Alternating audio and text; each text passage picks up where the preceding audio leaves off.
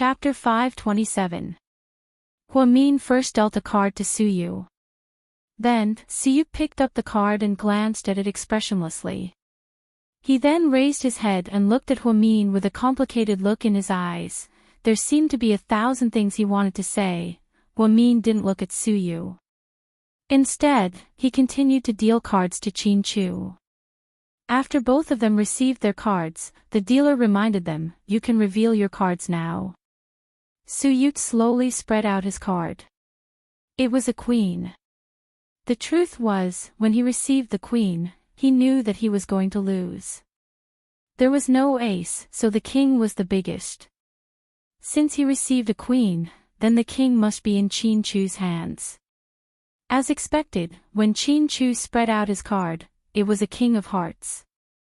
The crowd was once again in an uproar, then, thunderous applause. "I declare President Qin the winner.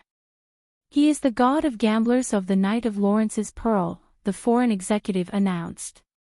The crowd went wild. Not far away, Wei Liao took out a cigarette.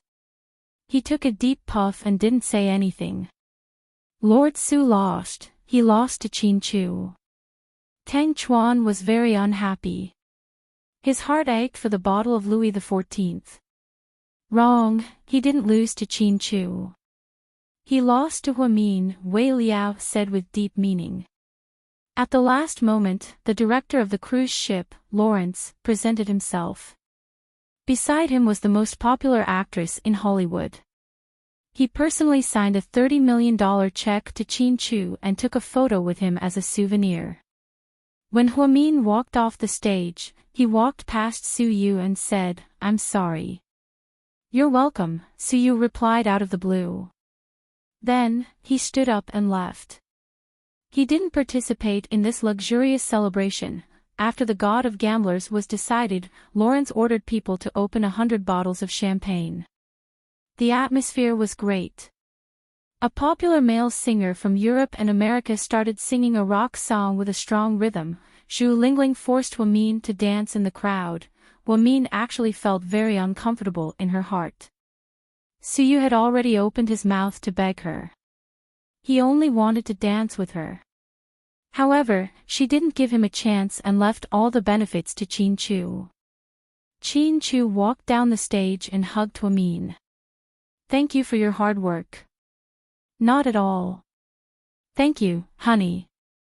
This is what I should do." Huamin chuckled. Chin-Chu's victory was her wish. However, why do I always feel inexplicably sorry for Suyu in my heart? Inside the cruise ship suite, "You're tired today. Go to bed early." Wei Liao comforted her. "You sleep first. I'm a bit bored. I want to go out and get some fresh air. Don't tell me you're going to jump into the sea." "Lord Su." "No, I'm not tired of living yet." After speaking, Suyu turned around and walked out of the room. Suyu sat down on a deck chair on the deck. Then, he picked up the bottle of wine he just brought and started drinking. He didn't think he did anything wrong. He just wanted to dance with her. Was it that hard to stand under the spotlight with her? Drinking alone. A voice sounded. Suyu turned around and was a bit surprised. "Why are you here?" Hua Xiqian slowly walked over in a bathrobe. "I wanted to come on the first day, but something came up at the company. You know that my old man's youngest son likes to cause trouble. As soon as he came back from the Philippines, he couldn't stop and gave me a lot of trouble. I forced myself to come over. Luckily, I didn't miss the exciting scene." "Ha, yeah, it was exciting enough." Suyu smiled bitterly. Hua Xiqian poured 2 glasses of wine and handed one to Suyu. Then, he slowly said, "There's nothing to be upset about. You have to get used to it. Mion's feelings for Chin-Chu didn't just happen in a day or two. They accumulated over time, understand?" "Yes, I understand." When Suyu said this, he felt a dull pain in his chest. He knew that the person Huamin loved was Chin-Chu. It had always been Chin-Chu. Why did he still have a sliver of hope? So, why don't you just let it go? Young Master Su, you can get anything you want. Why do you have to tire yourself out? Hua Xiqian took a sip of wine and looked at Su Yu. Chapter 528. Let go. That's impossible. Su Yu took a big gulp of wine. Why do you have to, haha? Once I, Su Yu, set my mind on something, I won't give up halfway. I won't play dirty tricks, I'll just take Huamin from her. It's okay if she doesn't like me, I can wait. I can wait for her to divorce, for her to break up with Qin Chu, and for her to slowly fall in love with me. I have a lot of time anyway, it really doesn't matter. After speaking, Su Yu took another big gulp of wine. Hua Xiqian could tell that he was in a bad mood. That little sister of mine, Mian, is a demon. She doesn't have the looks to cause the downfall of cities, nor does she have a powerful background, but she always makes people want to get close to her. Hua Xiqian sighed. Even if she's a demon, I'm going to marry her. In this lifetime, I won't give up until I marry Huamin. With a paw sound, Su Yu threw an empty bottle into the vast ocean. This man seemed to be determined. Despite being thwarted time and time again, he didn't give up. Instead, he became braver and braver. I really have to admire your spirit, ah. Hua Xiqian laughed maniacally. Don't talk about me, don't you treat her differently too? Su Yu said openly. Yeah, I like her a lot. Hua Xiqian didn't hide it. But she's your little sister. Even if you're not a member of the Hua family, you're still related in name. Don't make things worse, I'll take her myself. Ha! I hope you succeed soon. Hua Xiqian didn't say anything else and only laughed. When he boarded the cruise, he saw Huamin dealing out the cards. Su Yu's loss was inevitable, however, he did not expect that Su Yu would fall so deeply. He knew that the love between Qin Chu and Huamin was stronger than gold, but he still did not intend to let go. Su Yu and Hua Xiqian were drunk on the deck. When he came down, he was carried back by Wei Liao. Therefore, being friends with young Master Su was very stressful, because he caused trouble for you at any time, and you had to deal with the aftermath. Huamin, dance, reveal. Su Yu mumbled in his sleep. Damn you. Can you please stop? I've been hanging out with you for a year and I'm already 10 years older. Don't worry about me, Wei Liao scolded as he carried Su Yu. However, he did not expect to run into Huamin at the door. You. Wei Liao didn't know what to say when he saw Huamin. Is he okay? He's fine, he's just drunk. Is he still seasick? Maybe, he's not seasick anymore. This is seasickness medicine, I got it from the reception desk. Remember to give him some. Also, if he drinks too much and goes straight to sleep, his brain will be damaged. Why don't you let him take a shower before he goes to sleep? Why, do you care so much about him? Wei Liao was confused. Just think of it as me learning from Lei Feng. After speaking, Huamin stuffed the seasickness medicine into Wei Liao's bathrobe pocket, turned around, and left. Wei Liao was speechless. During the 3 days on the cruise, Huamin was nervous and excited. When he came down, he suddenly felt relieved. He was afraid that he would miss work, so he went to Southside early in the morning. The local media reported on the cruise without restraint, but they only talked about how GK's president won the God of Gamblers title and the prize money. They didn't talk about anything else. Qin Chu deposited all 120 million yuan into Huamin's account and got her a Supreme Black Card. That day, GK's stock price skyrocketed by 8 points. That night, as soon as Huamian got off work and entered the house, Qin Chu grabbed her hand and led her out. Honey, where are we going? Go to Dong Tao Town with me, there's news. Upon hearing the news from Dong Tao Town, Huamin was extremely excited. She held on to Qin Chu's hand and asked, "What news?" Chapter 529. I sent someone to investigate the health center where you were born. There's an old man guarding the door. He's an honest man, and apparently, he worked at the health center for 10 years. Later, his niece took him to the south to retire. He just came back to Dong Tao Town a few days ago. I checked the address and information, and I think it might be useful, Qin Chu said slowly. Huamin was in a great mood, and she immediately grabbed Qin Chu's hand and walked out. "Let's not waste any time, let's go." Downstairs, Huamin was confused when she saw Qin Chu get into the Volkswagen CC. "We're not driving the Maybach." "Wasn't the Maybach faster?"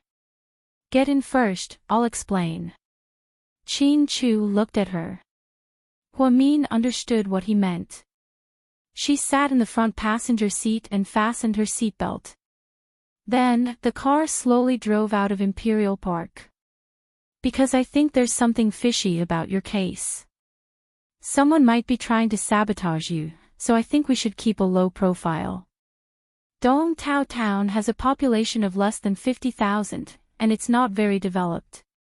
Mercedes-Benzes and BMWs are rare, so I think the Maybach would be too eye-catching." "You're so thoughtful, I was too impatient." Huamin felt a chill run down her spine after hearing what Qin Chu said. Perhaps she was too desperate to find her family, so she neglected a lot of things. Qin Chu already said last time that a lot of useful clues and people had mysteriously disappeared or died. Even the archive was burned down by a fire, so she didn't think it was a coincidence. It was very likely that there was a mastermind behind all of this, so the investigation in Dong Tao Town couldn't be too big of a deal. First of all, they had to keep a low profile. The Volkswagen CC wasn't slow, so the two didn't take the highway. Instead, they took the road and arrived at Dong Tao Town in less than 2 hours. By the time they arrived, the sky was already dark. The town wasn't like the city, where lights were always on after dark. Because of the small population, the few businesses in town all turned off their lights early. "Are we going directly to that old man's house?" Huamin asked nervously. "Yes." After making several turns, Qin Chu slowly stopped the car at a bungalow area at the edge of the town. "We're here." "Which house?" Huamin asked as he looked at the dark house in front of him. "The second from the bottom in the last row." Huamin looked over according to Qin Chu's words and saw a very old house. It was the kind of house that was built with mud bricks. Nowadays, very few people still lived in such houses. The two of them walked on a muddy dirt road and finally arrived at the house. It was already past 7 o'clock. 7 o'clock in autumn was already considered dark in the north. The lights in the surrounding houses were on, but this one was not. It was dark inside, and it looked a little creepy. "Something's not right." "Be careful of us," Huamin whispered to Qin Chu, feeling that something was wrong. "Okay, you wait here. I'll go knock on the door." "No, I'll go with you." Huamin was still worried and didn't want to wait here. Instead, she grabbed Qin Chu's hand tightly. She wasn't a timid person. When she was in medical school, she could dissect a corpse by herself without feeling anything. In the hospital, she could push a corpse to the morgue by herself, but this time, it was different. It was a very ominous feeling. Seeing that Huamin didn't want to go with him, Qin Chu had no choice but to take her to the shabby door. Bang, bang, bang. Qin Chu knocked on the door 3 times with a lot of force. If there was anyone inside, they would have heard it. Meow, meow, meow. A black cat suddenly jumped out of nowhere. Huamin was so scared that she immediately hugged Qin Chu tightly. "Don't be scared. Excuse me, is Mr. Yang home?" Chin-Chu knocked on the door again and shouted inside. Chapter 530. After a while, there was still no response. Chin-Chu didn't give up. Just as he was about to push the door open, he heard a voice behind him. "Who are you looking for?" Huamin turned around and saw a tall, dark-skinned boy around 15 or 16 years old. He held a basketball in his hand and was sweating profusely. It seemed like he just came back from playing basketball. "Little boy, we're looking for the owner of this house. Have you seen him before?" Huamin asked politely. "We're Grandpa Yang's distant relatives," Chin-Chu added. "You're looking for Grandpa Yang." The little boy's expression was a little strange. "He's not home. I heard that he came back a few days ago," Chin-Chu said. "He is dead." The little boy hesitated for a moment and said slowly. "What? Dead?" Huamin and Chin-Chu both exclaimed at the same time. "It happened 2 nights ago. He was supposed to be buried yesterday, but we have a custom here. We can't bury him on the 7th or 8th day of the new year, so we had to wait until tomorrow. Grandpa Yang didn't have many relatives, only a niece in the south. She didn't seem to be doing well, and he didn't have any money. The village chief said that the body should be put in the morgue in town and cremated tomorrow before being buried. How could a person die just like that?" Huamian was extremely disappointed. She had finally found a clue, but it was strangely cut off. The little boy scratched the back of his head and said, "I'm not sure. My mom said that Grandpa Yang committed suicide by drinking drugs because he had no children and couldn't go back to his niece's home. But I don't think so. Grandpa Yang was a very easygoing and optimistic person. The day before he died, he even played chess with me." Huamin and Chin-Chu both fell into deep silence. "Ah Ching, what are you waiting for? Come back for dinner," a woman in her 30s yelled from afar. "Okay, Mom." After speaking, the boy turned around and said, "I can't talk to you guys anymore. Mom's calling me home for dinner." "Thank you, little brother." Huamin nodded at him. "Seems like we're late," Chin-Chu said in a low voice. "That's right. He actually died. How strange. What do you want to do now?" Chin-Chu asked Huamin. "I want to take a look at the village head's house." "That's what I thought too. Let's go." In the end, Chin-Chu and Huamin did not enter Grandpa Yang's old house. Instead, they inquired about the location of the village head's house and went directly to a big house built with iron tiles at the entrance of the village. This was the village head's man. It was said that the village head's surname was Zhu. He was quite popular and had a good reputation in the village. "You two are..." "Aw. You guys, we are Uncle Yang's distant relatives. We heard that he came back a few days ago, so we wanted to visit him. But we heard that he died." "What happened?" "Oh. Huamin pretended to be Uncle Yang's relatives according to Chin-Chu's explanation. When the village head heard that they were relatives, he seemed to relax a lot and invited them into the house.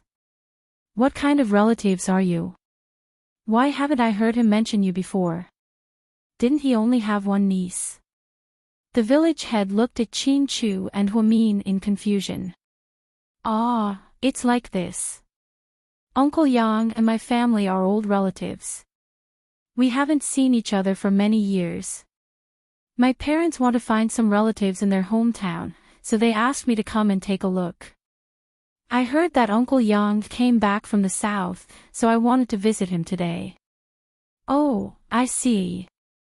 Then you guys are too late. He's dead." "I heard, but what happened?" "It's too sudden." "How did he die?" Chin-Chu asked again about the cause of death. Oh. Chapter 531. He drank rat poison. To be honest, old Yang took things too hard. It's sad that he has no children, but there's still the government, right? I've already registered him as a low-income household, and he'll get a monthly allowance from the government.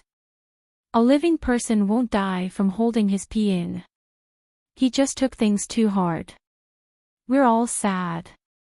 The village chief's eyes were filled with sadness. Why would he drink pesticide out of nowhere? Did they do an autopsy?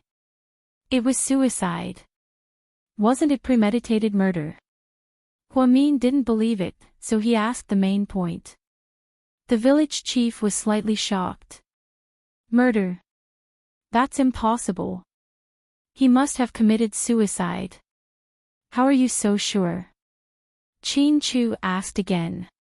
Because he went to the pesticide store in town to buy the rat poison. The store owner admitted it herself. He said that he bought it because there were many rats in his house. Who knew that he drank it himself? Sigh. The village chief sighed heavily after he finished speaking. Qin Chu and Huamin looked at each other in tacit understanding. After he died, did his niece come back? Qin Chu remembered that Uncle Yang had a relative. I told her, but I don't think she'll come. Why? Huamin asked. To be honest, Uncle Yang went to the south for many years. We thought he was there to retire, but we heard that his niece's marriage changed. Her husband cheated on her and they divorced. His niece had no choice but to remarry. However, the family she remarried to had only one request. They could take care of the children, but not the old ones. I heard that they were very strict with his niece and didn't even give her money. She didn't even have travel expenses, so how could she return? Old Yang's body is in the hospital's cold storage.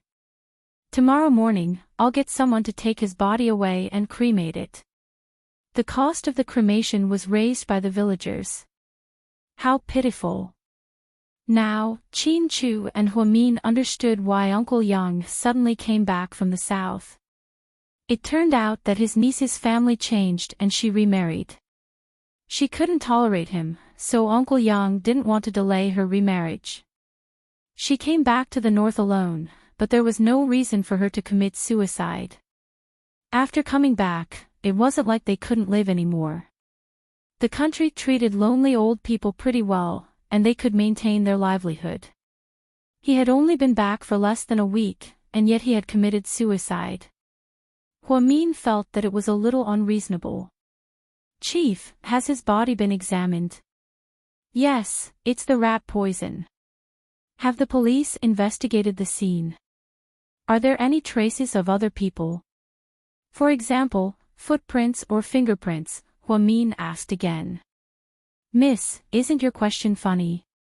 Since it was already confirmed that she had committed suicide, what was the point of doing that? Besides, Huamin and old Yang get along very well. He has no grievances with us, so why would anyone want to harm him? Also, there's no benefit to be gained from doing so. Don't bully me because I'm a farmer who doesn't study much, but there's still a motive to kill, right? The village chief felt that Huamin's question was a little ridiculous. I'm sorry, I'm just asking. After all, we don't feel good if we can't find Uncle Yang. Ah, it's okay, I can understand. By the way, judging by your clothes, you must be from the city, right? Where are you from? The village chief didn't know if he asked this intentionally or not. Qin Chu pressed down on Huamin's hand and said, We're from Tea City. We're just running a small business in the city. Oh. Old Yang is really unlucky. If you guys had come earlier, if he knew that he had relatives, he wouldn't have killed himself, the village chief said slowly. Qin Chu quietly took out his wallet and took out 10,000 yuan and handed it to the village chief. Chief, take this as the cost for tomorrow's cremation. Use the rest to find a good grave for Uncle Yang. I hope he can rest in peace. This. The village chief seemed to be shocked by the 10,000 yuan. Take it, chief. Sorry for troubling you. We still have things to do, so I'm afraid we won't be able to attend the funeral tomorrow, Chin-Chu added. Okay. Don't worry, I'll take care of it properly. The village chief took the 10,000 yuan with trembling hands and promised again. When they left the village chief's house, it was almost 10 at night. The village chief was very enthusiastic and asked his wife to cook a few dishes for them. However, Huamin and Chin-Chu didn't eat. After getting into the car, Chin-Chu asked, "Honey, how much of the village chief's words do you believe?" "Half," Huamin replied calmly. "What, do you suspect that there's something wrong with him?" Huamin looked at Chin-Chu and continued to ask. Chapter 532. We can't say for sure yet, there are too many suspicious points. Are we leaving the village now?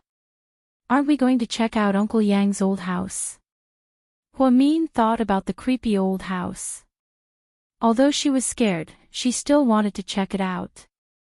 What if there were clues? Chin-Chu shook his head. It's too risky.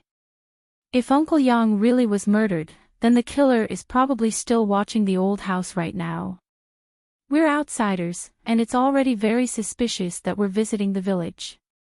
If we enter the house, we'll alert the killer. Plus, if he killed us, why would he leave any evidence behind? I just can't accept it. Huamin understood what Chin-Chu said, but she was right.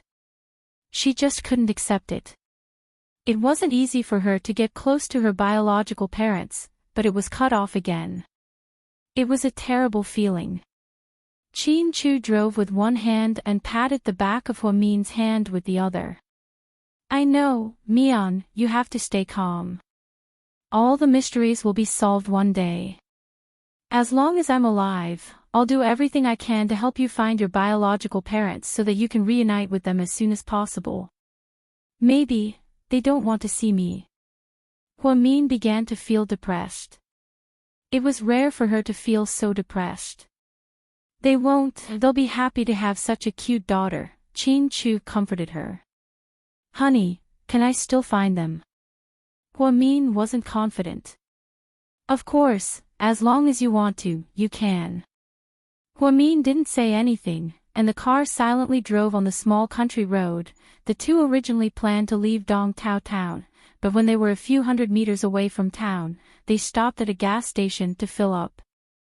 Huamin suddenly said, Honey, leave the car here, we'll take a taxi back.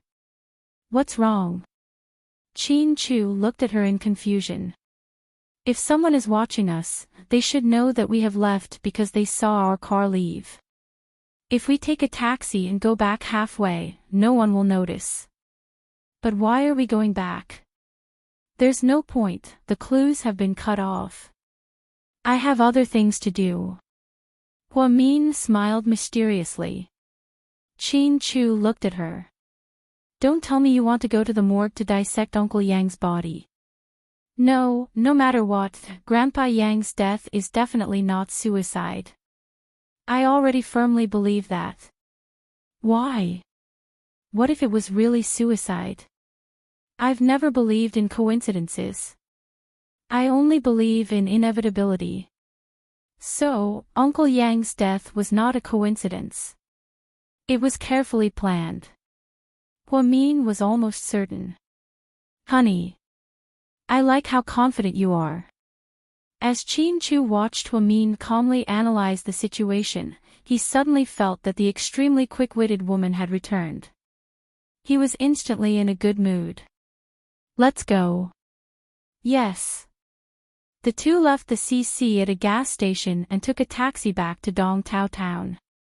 There was a hotel in Dongtao town, and it was also the only hotel in the town. It was called the Minkong Hotel. Usually, there weren't many people there. Occasionally, a truck would stop by to rest. Business wasn't great, but it was still manageable. The decor was very old, and the floor area wasn't very big. When the two arrived at the Minkong Hotel, they saw a woman in her 40s wearing slippers and watching TV at the bar. Madam, do you have a room? Huamin asked with a smile. Yes, how many rooms do you want? 1. Give me your ID, I'll register it. Oh. I'm so sorry, we're on a business trip and didn't bring our IDs with us. Can we stay if we don't bring our IDs? Huamin said awkwardly. Actually, she and Qin Chu both brought their IDs, but they would never take them out because they wouldn't leave any evidence behind.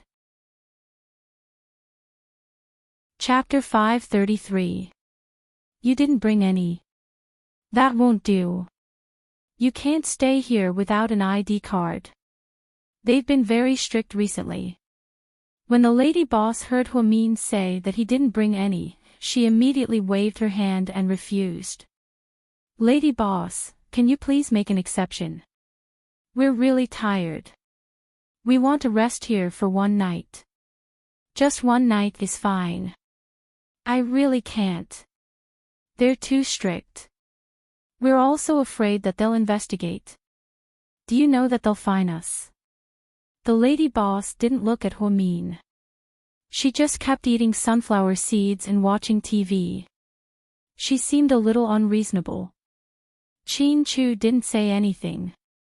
He believed that Huamin had a way to deal with this kind of situation. As expected, Huamin took out 500 yuan notes from his pocket and placed them on the bar counter. What are you doing? The lady boss was immediately attracted by the money. Big sister, please make an exception. Can we give you 500 yuan for one night? When Huamin came in, he glanced at the prices at the door. The rooms here weren't divided into different tiers. There were only 6 rooms, and each room was 88 yuan. Therefore, if Huamin paid 500 yuan at once, it was equivalent to booking the entire hotel. This. The lady boss looked hesitant. If you don't agree, then we'll have to go to the next town. As he spoke, Huamin wanted to take the money back. The lady boss immediately pressed down on Huamin's hand. All right, stay here. But if someone comes to investigate later, you'll have to say that you're our relatives. Don't say that you're a guest, okay? Okay, thank you, big sister. In order to get closer, Huamin kept calling her big sister. Then, the two went up to the second floor. The innermost room was less than 10 square meters, and there was only one bed. There wasn't even a private bathroom. The bathroom was for public use. It was at the entrance of the second floor. It was very small and simple. However, in a place like this, the environment could only be like this. Honey, you insisted on coming back just to spend 500 yuan to stay in this small hotel? Qin Chu smiled at Huamin. 500 yuan was probably enough to stay in a 4-star hotel with a better environment. Don't worry, don't I have my reasons? What's the reason? Let's hear it. Qin Chu didn't know what Huamin wanted to do, but she definitely had a better idea. Since ancient times, inns have always been the best place to gather information. Because there are so many people coming and going, information is dense. So, I plan to give it a try and see if I can get anything out of this lady boss. Alright, then I'll leave the rest to you. Qin Chu was a man, so it was inconvenient for him to show up. After getting a room, they could only lie down in the room and bide their time. Otherwise, if the two of them went, they were afraid that the lady boss would be on guard. Then I'll go out and have a chat. Be careful. Qin Chu was still worried. I know. Huamin turned around and walked downstairs. Just then, the door of the room next door opened. A burly man with a dark face walked out in a pair of large underpants. His upper body was bare, and he was even holding a foot basin.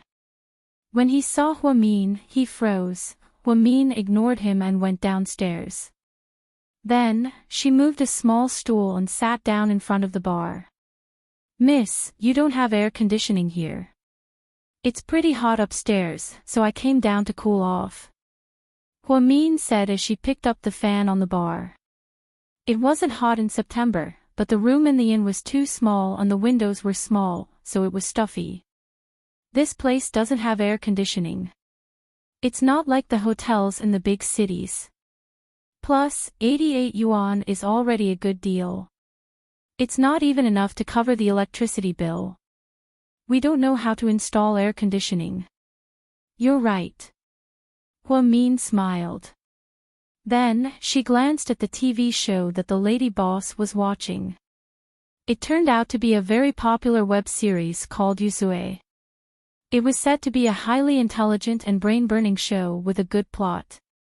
Miss, you like to watch these kinds of police and gangster shows too? Huamin looked at her in surprise. Chapter 534. Yeah, I watched it for fun. My daughter introduced it to me. She said all her classmates were watching it. Since we installed an internet connection last year, I decided to watch a few episodes for fun. Big sister, you look very young. How old is your daughter? Huamin asked casually. Take a guess. The big sister seemed to be in a good mood. Is she 15? Huamin asked softly. Ha! She's almost 25. Aw. That's old, but you look so young. Huamin was sweating profusely. I'm not young anymore. I'm 45. People here get married early. I got married when I was 19 and had a child when I was 20. No wonder. Haha, that's quite a coincidence. Your daughter is about the same age as me. I'm almost 25. My mother is a little older. She's almost 50. Huamin chatted casually. At that moment, the dark-skinned man came downstairs and gave the lady boss a look. The lady boss stood up and walked over. The two of them talked about something and looked at each other a few times. Huamin felt that it had something to do with him, so he became even more vigilant. In the end, the lady boss said something to the man, and the dark-skinned man turned around and went upstairs unhappily. Is that your husband? Big sister. How is that my husband? He's a truck driver. He's staying here overnight. The lady boss immediately denied. Huamin smiled faintly and didn't ask any more questions. He found a topic and asked, Big sister, when you gave birth, it was a natural birth, right? Did it hurt? Where did you give birth? Huamin thought that the woman's daughter was about the same age as her. If she also gave birth in the town's hospital, then, wouldn't he be able to take the opportunity to ask about what happened back then? My daughter was not even a month old, and I accidentally slipped and fell, so I gave birth prematurely. The hospital in our town did not have any skills, and those doctors had not seen the world, so they did not dare to accept me. So my husband called a tricycle and sent me to the hospital in the city. After a day and a night, I finally gave birth. After that, I thought that I would only give birth to this one, and I would not have a second child even if I was beaten to death. Big sister, you only have one daughter. That's right, he's the only one. The old woman was quite proud. That's good. It's a lighter burden to have a child. Nowadays, raising a child requires a lot of energy and money. Little sister, you speak so well. You must be from the city. Your husband is so handsome. The lady boss smiled. Ah, that's right. I followed my husband because he was so handsome. Huamin laughed. You're so lucky. I really envy you. You're young, pretty, and have such a good husband. Big sister, have you lived here for a long time? Yeah, it's been more than 20 years since I married. Do you know Dr. Lon? Which Dr. Lon? The lady boss asked absent-mindedly as she watched the TV series. The Dr. Lon who delivered the baby at the hospital. The lady boss's expression changed slightly when she heard this. Then, she looked at Huamin in confusion. Why are you asking about her? Ah, it's like this. Dr. Lon delivered my aunt's baby when she gave birth. Now, she wants a replacement birth certificate. The police station needs the hospital's stamp, and it has to be the hospital where she was born. At that time, there was no birth certificate, only a piece of paper. I saw that it was signed by Dr. Lon. Now, I want to ask if they can give me a replacement birth certificate, because that one has expired. I see. Then it's going to be tough. The lady boss shook her head. Chapter 535. What's wrong? Did Dr. Lon retire? Huamin asked on purpose. She didn't retire. She moved away. Her whole family moved away. Ha! Moved away. Where did they move to? I'm not sure. It has become one of the 3 unsolved mysteries in our town. I really don't understand. If you want to move, just move. Why do you have to be so secretive? They don't want the house, they don't want the furniture, and they didn't even take their clothes. I don't know what happened. It's really strange. You're saying, when Dr. Lon left, the house wasn't sold, the furniture was still there, and the clothes were still there. Only the people were gone, right? Yeah, it's so strange. No one knows where they went. Even now, their house is still empty. There's even grass growing in the yard. Oh, I see. Sis, what are the other 2 unsolved mysteries in your town? I'm just curious.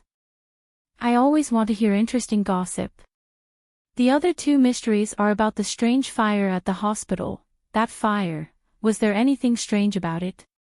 Of course. It caught on fire in the middle of the night. No one could put it out. The fire was very strange. The strangest thing was that the other rooms were fine. Only the archives room caught fire.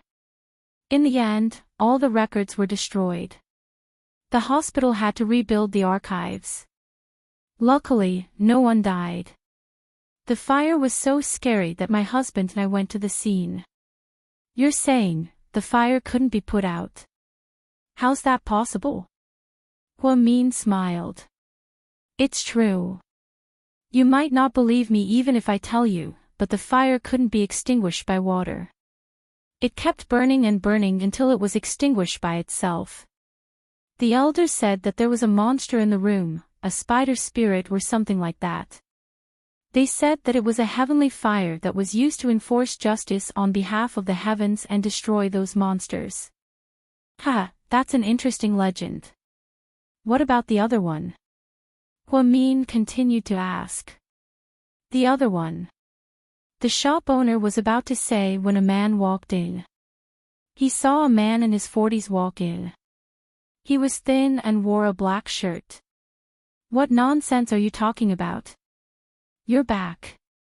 The shop owner asked intimately. Huamin guessed that this was the boss's husband. The girl who came to stay in our inn is very curious, so I'll tell her some things about our town. What's there to talk about in town? Shut your mouth. The man seemed unhappy. I'm just chatting. Do you have to be like this? You go to sleep, I'll watch the rest of the night. After that, the man walked to the bar counter and turned off the lady boss's computer. Boss Nian seemed to be a little afraid of her husband. She smiled awkwardly and then greeted Huamin. You should go back and sleep too. Bye-bye, big sister. Huamin felt that it was a pity that she did not hear the 3rd unsolved mystery, but she vaguely felt that it was related to the hospital. It all seemed to be related to what had happened back then, an unquenchable fire. This is really interesting. I didn't come here in vain. After returning to the room, Huamin tiredly walked over and threw herself into Qin Chu's arms. Just as she was about to speak, she heard a loud noise coming from next door. Then, there was the sound of a human body rubbing against each other. It was very clear that it was coming from the room next door. Huamin suddenly thought of the black-faced man, then, she imagined all kinds of scenarios. The soundproofing here isn't very good, right? Huamin smiled awkwardly. Qin Chu laughed and pinched Huamin's face. He deliberately teased her, how about we do it again? Chapter 536. Come my ass. I'm dog-tired. Let's go to sleep. After speaking, Huamin didn't even take off her clothes. Instead, she snuggled into Qin Chu's arms and closed her eyes. That's a good idea. This place is too small for some positions. Qin Chu smiled. Huamin closed her eyes, raised her fist, and punched Qin Chu again. You're so dirty, Mr. Qin. Go to sleep, honey, did you? Qin Chu wanted to ask her what she got from downstairs for so long. However, Huamin suddenly opened her eyes and gave him a look. Qin Chu understood and immediately changed the topic. You were chatting downstairs for so long. I missed you. Okay. Let's go to sleep. We still have to travel tomorrow. Then, the two of them slept through the night. The truth was, Huamin didn't sleep well. She couldn't sleep well, as if a pair of eyes were constantly watching her. Later, she was so sleepy that she took a nap and had a strange dream. She dreamed that Uncle Yang was sitting in front of an old house with a black cat in his arms. Then, he suddenly fell to the ground and died. Then, she saw a figure standing in front of the old house. She couldn't tell who it was. Huamin wanted to chase after the figure. After running for a long time, she finally woke up. 6 a.m., Huamin and Qin Chu got up and left the motel in a hurry. They didn't even eat. After changing their car at the gas station, Huamin bought 2 loaves of bread and 2 bags of milk. She took them to the car and gave one to Qin Chu. You didn't tell me yesterday because you were afraid that someone was watching us. Huamin nodded. I can't guarantee that there aren't any surveillance cameras there. After all, technology is advanced these days. The owner's wife is very good at using computers. Did you find anything? Let me tell you something first. That motel is basically a den for prostitutes. What? Qin Chu almost spat out the milk in his mouth. Really, I'm not joking, you. How did you find out? Qin Chu found it difficult to digest such a large amount of information.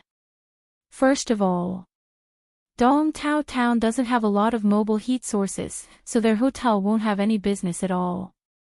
Secondly, when I went out yesterday, a big man with a dark face came out from next door. He looked at me strangely, and when I went downstairs, he followed me and even pulled the owner's wife aside to have a chat. They spoke very softly, but I can read lips. I know that. You don't have to show off. Qin Chu smiled. Huamin knew how to read lips 7 years ago. Once, someone from the University of Public Security specially came over to poach Huamin to help with a case in the Criminal Investigation Department. This was because she knew sign language, lip reading, and other very strange languages. Moreover, other people would need several years to learn these, but she only needed less than 2 months. That man asked the owner's wife if I was new and how much it cost, and the owner said I was a guest. The man then said that he wanted to do something to a guest, but the owner said that I didn't come alone and told him not to cause trouble. So that black coal ball wanted to do something to you. Qin Chu's face immediately darkened. If he knew, he would have crippled him. Yeah, but the owner's wife talked him out of it. It seems like they're regular customers. Didn't you hear something last night? Although I didn't see a woman, it was definitely a prostitute provided by the owner's wife. Okay, even if you guessed right, this has nothing to do with you. You went down for so long, didn't you ask anything? Of course not. I couldn't help but ask, and I got a lot of valuable information. Huamin smiled proudly. For example. Qin Chu looked at her. For example. I suspect that Dr. Lan's family didn't move at all. They were murdered. Murdered. Qin Chu frowned slightly. This was a lot of information. A family of 3 was murdered. That was crazy. Chapter 537. Huamin nodded. According to the owner, Dr. Lan's family didn't sell their house, didn't move their furniture, and didn't even take their clothes. It's as if they disappeared into thin air. That doesn't make sense. That doesn't mean they were killed. Maybe they left because of an emergency. Qin Chu didn't agree with Huamin's point of view. That's possible, but I think it's very unlikely. Think about Uncle Yang's death. You should know that the murderer isn't a kind person. If he didn't even let an old man go, why would he let Dr. Lan, the main witness? Don't forget that Dr. Lan was the main person involved in the whole incident. She's dead, so there's no evidence. I don't think a murderer who could quietly kill Uncle Yang and make it look like a suicide would be stupid enough to let Dr. Lan and her family escape. After Huamin finished his analysis, Qin Chu sucked in a breath of cold air. You're so meticulous. I overlooked the connection between the 2 cases. You're right, a suspect who could even kill an old man is a kind person. But, everything depends on evidence. Should we go to Dr. Lan's old house and take a look? Of course not, unless it's absolutely necessary. We can't return to this town. Why? Seeing how cautious Huamin was, Qin Chu was a bit doubtful. Because there are too many eyes in this town and too many suspicious people. We don't know who is trustworthy, so we can't take the risk. If we find a new witness, we have to find her before that person kills her. Otherwise, we might be killed again.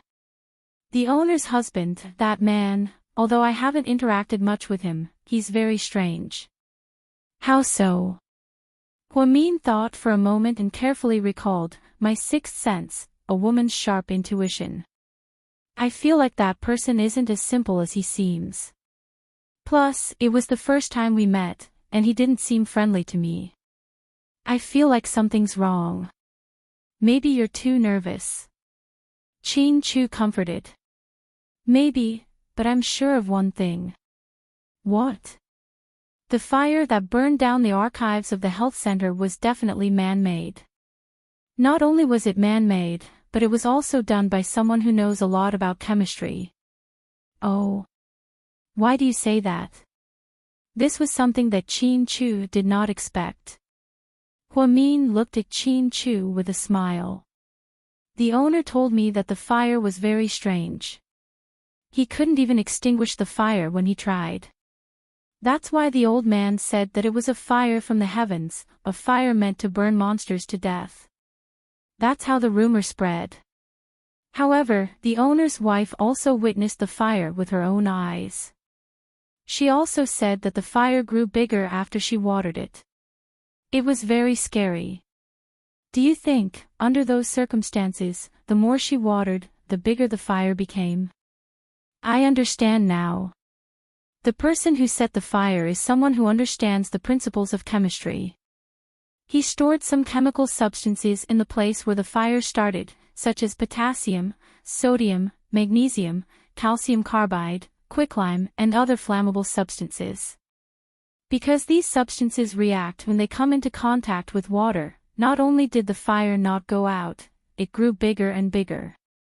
The people who didn't know the inside story thought it was some kind of heavenly fire. Yes, that's it. Huamin nodded.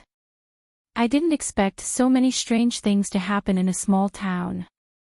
Mian, I have a feeling that your biological parents are not ordinary people. Their identities might be very complicated, Qin Chu guessed as he looked at Huamin. I have that feeling too, Huamin said uneasily. But no matter what, I will help you find them. Don't worry, Qin Chu comforted him again. When the two returned to Sea City, they went straight to their respective workplaces. Huamin had just arrived at South Side when he heard a nurse say, "Head nurse, Deputy Director Guo wants you to go to his office."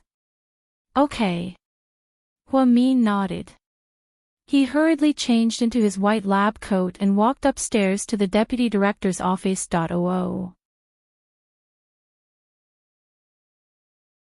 Chapter 538. Huamin knocked on the door and walked in. Deputy Director Guo was leisurely sipping his tea. Unlike President Wu, he had a glib tongue. He was a wily old fox with a lot of schemes. Huamin didn't like his personality, but he had no choice since he was an old employee. Moreover, he was a senior executive, so Huamian had to deal with him. "Huamian, you're here." "Deputy Director Guo, you were looking for me." Come, sit down." His politeness made Huamin a little uneasy. Huamin sat down calmly. Deputy Director Guo put down the teacup in his hand and said slowly, "Huamin, you've been at South Side for a while now, and your performance has been outstanding. As a leader, I admire your work attitude and dedication," but Huamin knew that Deputy Director Guo was implying something. He wouldn't praise her. "But you've been taking a lot of time off recently. Sometimes you didn't even apply in advance and just took 3 days off. You know how busy South Side is, and we're short on manpower. You're making things difficult for me, especially since President Wu approved your leave.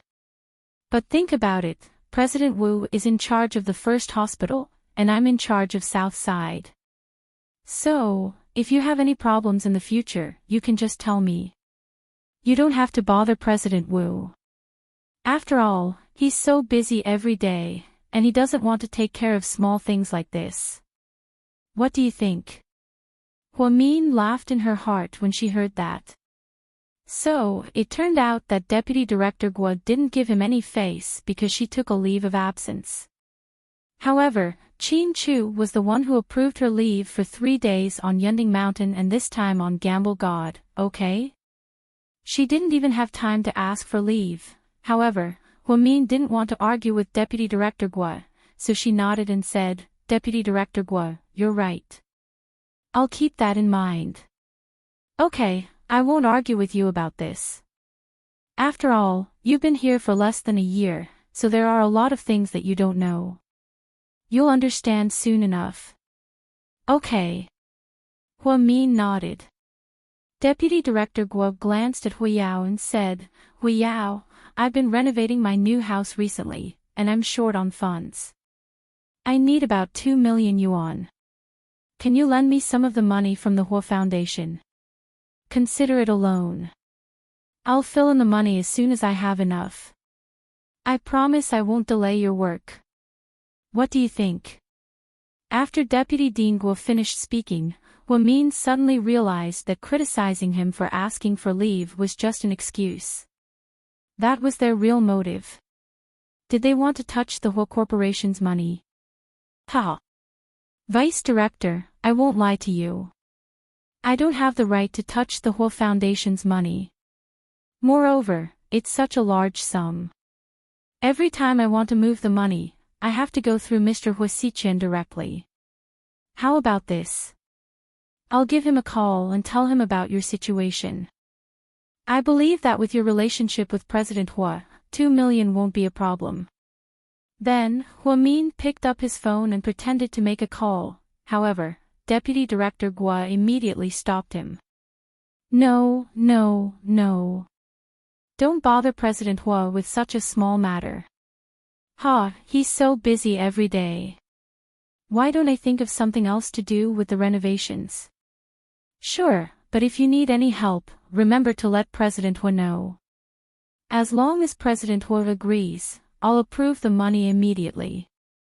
Huamin smiled slightly. Okay. Thank you for your hard work. Huiyao, you can leave now. After sending Huamin away, Deputy Director Guo's expression was extremely unpleasant. Brother-in-law, I told you that this bitch isn't easy to deal with. It wasn't easy for us to get the Huo Foundation to help us, but we can't even get a single cent out of it. What the hell? Director Chi suddenly walked out of the office. Huo Min isn't an easy person to deal with. He's very cunning, Deputy Director Guo said slowly with a dark expression on his face. Brother-in-law, this woman is blocking our path to wealth. She really doesn't know what's good for her. How about I get someone to teach her a lesson? Director Chi asked with shifty eyes.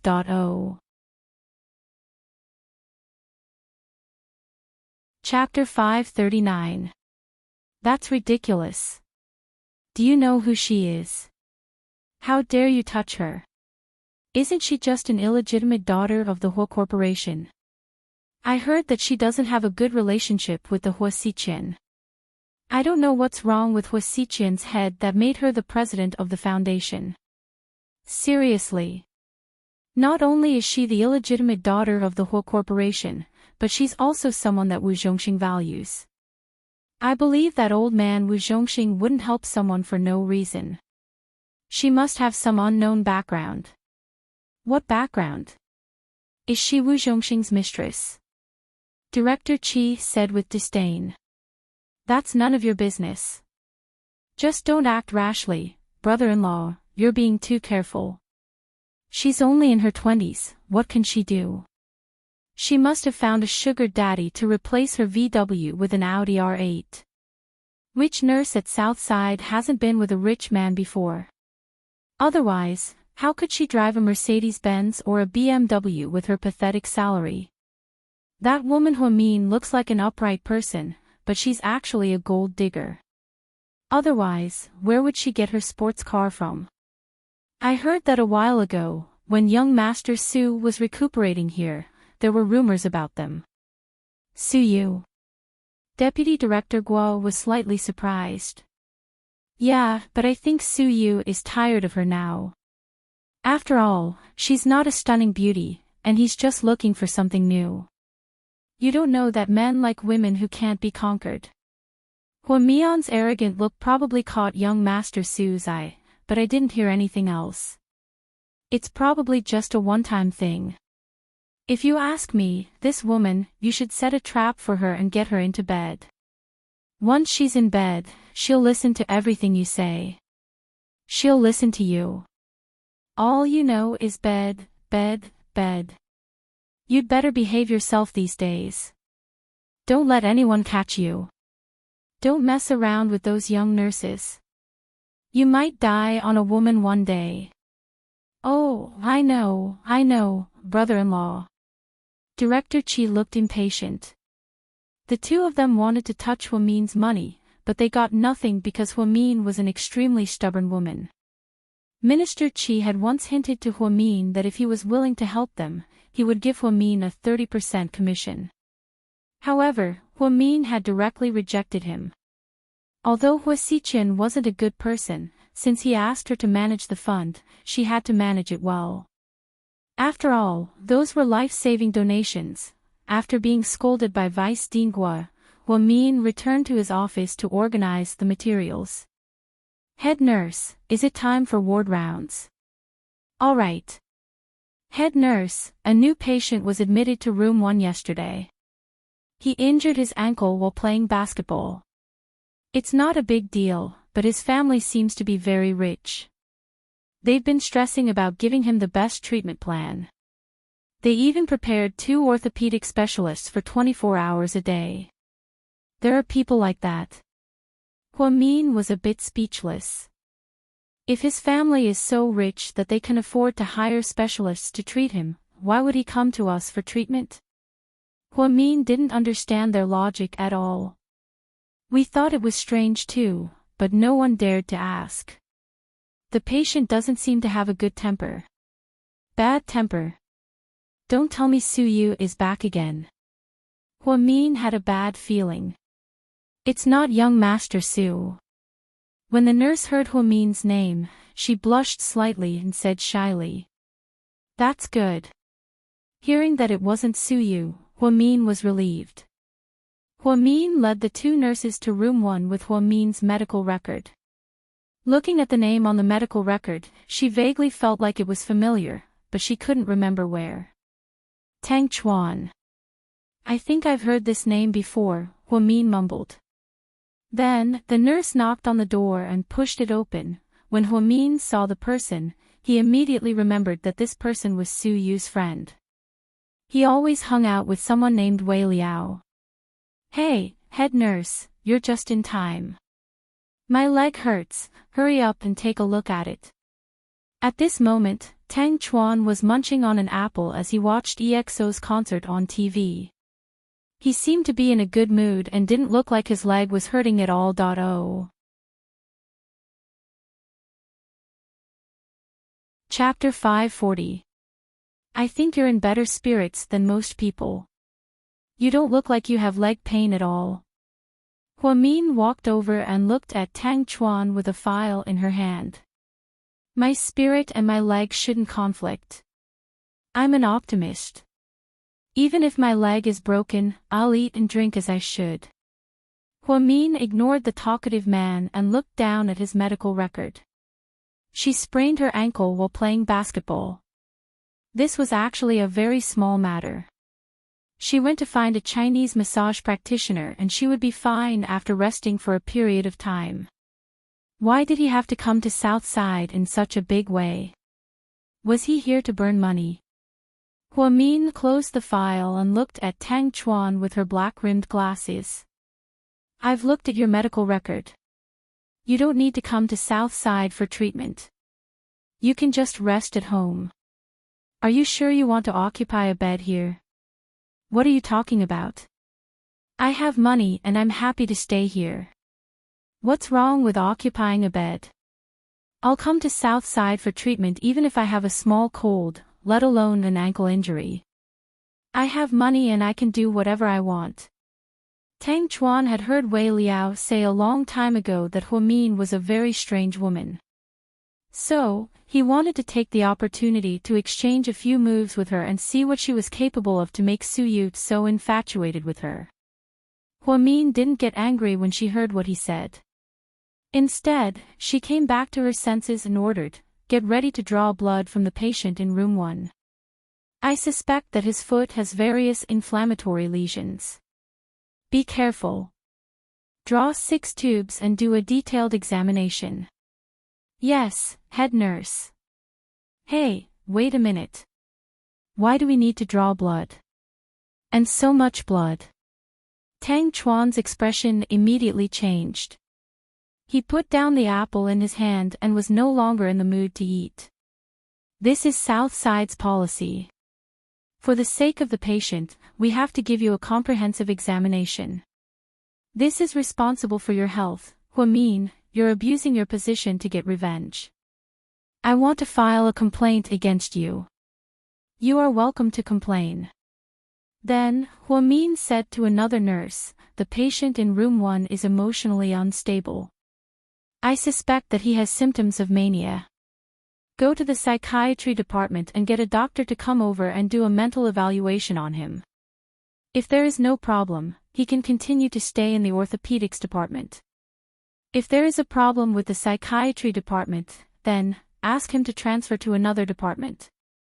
With that, Huamin gracefully turned around. In just a few minutes of confrontation, Tang Chuan thought that Huamin would be rendered speechless by his words, but who knew? Oh heavens, oh earth, he had really been tricked by Wei Liao this time. Wei Liao said that if he deliberately sprained his ankle and stayed here for a few days, Su Yu would come to visit him and take the opportunity to create more opportunities for the two of them to meet. But this opportunity to meet was above all his pain and suffering. Not only did he have to do a blood test, but he also had to do a mental evaluation. Oh my God. He immediately took out his phone and yelled at the group chat with only 3 people. I want to be discharged from the hospital immediately. Huamin, that woman, is too fucking scary. After Wei Liao heard this, he laughed maniacally. For Lord Su's love career, you sacrificed your life heroically. We will always remember you, hero. Don't talk nonsense with me. Why don't you come and stay for a few days? I've been tricked by you this time. Tang Chuan thought that no matter how powerful Huamin was, she was just a woman. How good could she be? If he was tortured like this today, how could he live in the future? Seeing that Su Yu didn't respond, Tang Chuan yelled again, Lord Su, can you please go after another woman? This girl is really not suitable for you. If you marry her, you will be tortured to death. 3 seconds later, Su Yu replied. It was a text message with only 3 words, I do. Tang Chuan was completely speechless. He couldn't back down now. At night, Huamin was embarrassed because she had been on leave for a few days, so she volunteered to work night shifts for a week. She gave a few of her assistant nurses the same day off. She was sitting at the on-call desk when she suddenly saw a cup of hot milk tea placed in front of her. She looked up and saw the man in front of her with phoenix eyes, a feminine face, and a devilish smile. Head nurse, your milk tea. Su Yu smiled.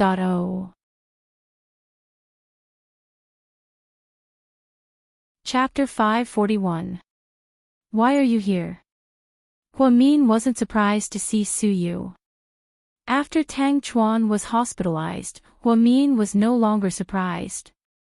She knew that Su Yu would definitely come. My buddy is hospitalized in your department. I know, Tang Chuan, right? Huamin took a sip of the milk tea. Yeah, that's him. With his condition, he doesn't need to be hospitalized. Was it your idea to come here? Huamin asked straightforwardly. Would you believe me if I said it wasn't my idea? Su Yu looked at Huamin seriously. The truth was, it really wasn't his idea this time. With his temper, if he wanted to see Huamin, he would have sprained his ankle himself. Tang Chuan came because he accidentally hurt his ankle when he was playing basketball with Wei Liao. Tang Chuan wanted a traditional Chinese massage. However, Wei Liao had an idea. He said that he might as well go with the flow and stay at South Side. It would give Lord Su a chance to see Huamin. Just like that, Lord Su came to South Side by accident and committed a lot of crimes. Huamin didn't answer him. She didn't want to discuss anything with Su Yu so seriously, therefore, she deliberately changed the topic. The milk tea tastes good, it's very pure. If you like it, I'll buy it for you every day. Su Yu stared at her face. Huamin actually didn't dare to look into Su Yu's eyes, because when Su Yu became serious, she really didn't know what to say. That day on Gamble God, she broke his heart and didn't even give him a chance to dance with her. She thought that he would give up, but who knew that he didn't care about the past and continued to be nice to her. This troubled Huamin and put her in a difficult position. Su Yu, you don't have to do this. Between us, I know what kind of relationship we have. Don't worry, I won't make things difficult for you. It's my business that I'm good to you. It's your business if you don't accept it. There won't be any conflict. But Su Yu, you have to know that I'm already married, Huamin reminded Su Yu again as she held the hot milk tea in her hands. I know. Su Yu smiled bitterly. So, you know that some things are. Huamin, you don't have to remind me again and again.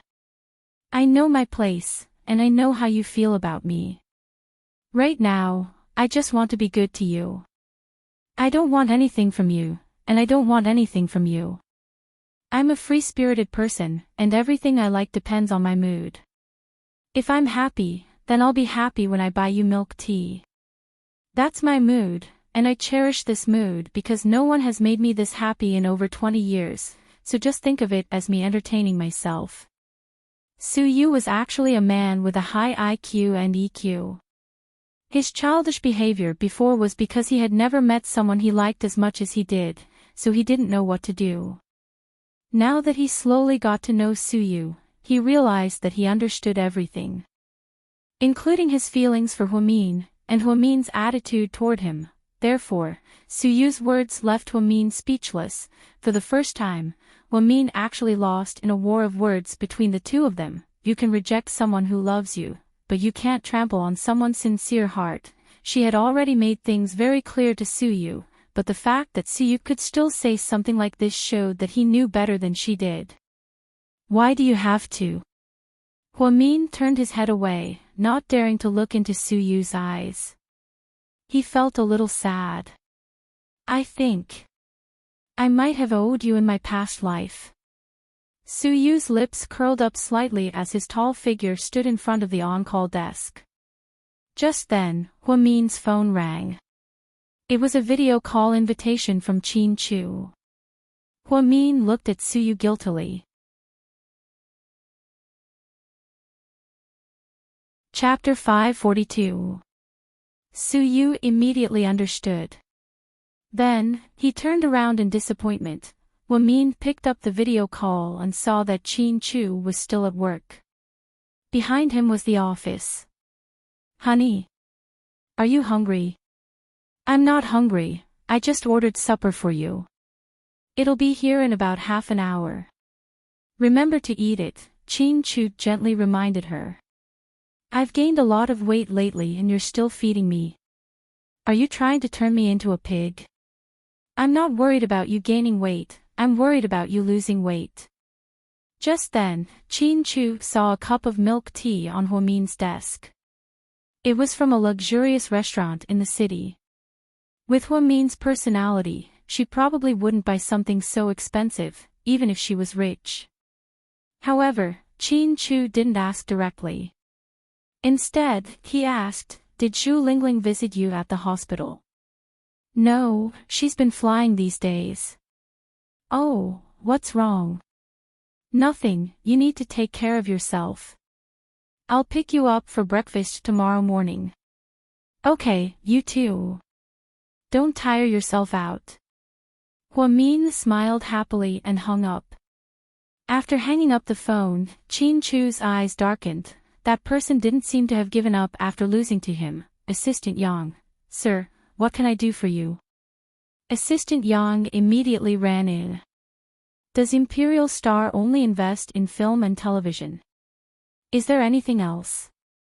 No, as far as I know, Imperial Star is a giant in the film and television industry.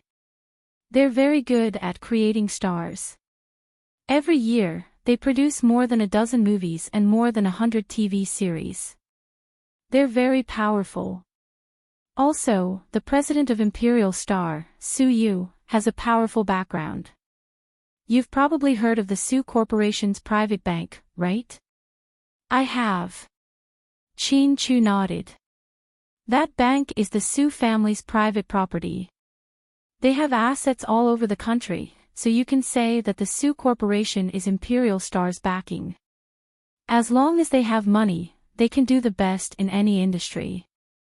I'm sure you know that. Yes. Sir, are you planning to invest in film and television for GK as well? Yang suddenly realized something and asked. We can't rule out this possibility, Qin Chu said vaguely, as if he wasn't sure. He had thousands of ways to make money, so there was no need for him to invest in film and television. However, if Suyu continued to pester Huamin without knowing what was good for him, in that case, he had to think of a way to deal with him. After all, Suyu was too idle, which was not good. Inside room 1, Wei Liao and Qin Chu were drinking red wine on the sofa, while Tang Chuan was drinking water alone on the hospital bed. With a face full of grievance, she said, Hey, when can I be discharged? You can stay here for now. The two of us can still visit you every day. There are so many young nurses coming in and out every day. You're so lucky. Lucky my ass. Why don't you come back for a few days? Tang Chuan said in a huff. I just saw Huamin. Did you give him the milk tea? Wei Liao ignored Tang Chuan's protest and asked Qin Chu. Yes. Women are all like this. You have to move her bit by bit and change her. That's the only way you have a chance. Suyu didn't say anything as he fiddled with his phone. No one could tell what he was thinking. Ever since he came back from the gamble god, he seemed to have calmed down a lot and wasn't as arrogant as before. At least, that was the case when it came to targeting Huamin. However, no one knew that he had fallen deeper. He was envious of Huamin's desire to protect Qin Chu. If only there was a woman who was loyal to him, not because of money, not because of his looks, not because of his status. Then, he would have no regrets in his life. He regretted it now. Why did he join the army in the first place? If he had gone to second high, maybe, the legend of Qin Chu and Huamin wouldn't have existed. 1 a.m., Huamin was so sleepy that he fell asleep at the on-call desk. Suyu slowly walked over, and a young nurse was about to say something. Suyu made a shushing gesture, and she immediately shut her mouth. Then, the young nurse saw Suyu do something unspeakable to Huamin. Chapter 543. He picked up a black ballpoint pen from the pen holder and carefully drew on Huamin's face. He drew 3 lines on each side, giving Huamin a cute pair of big mustaches.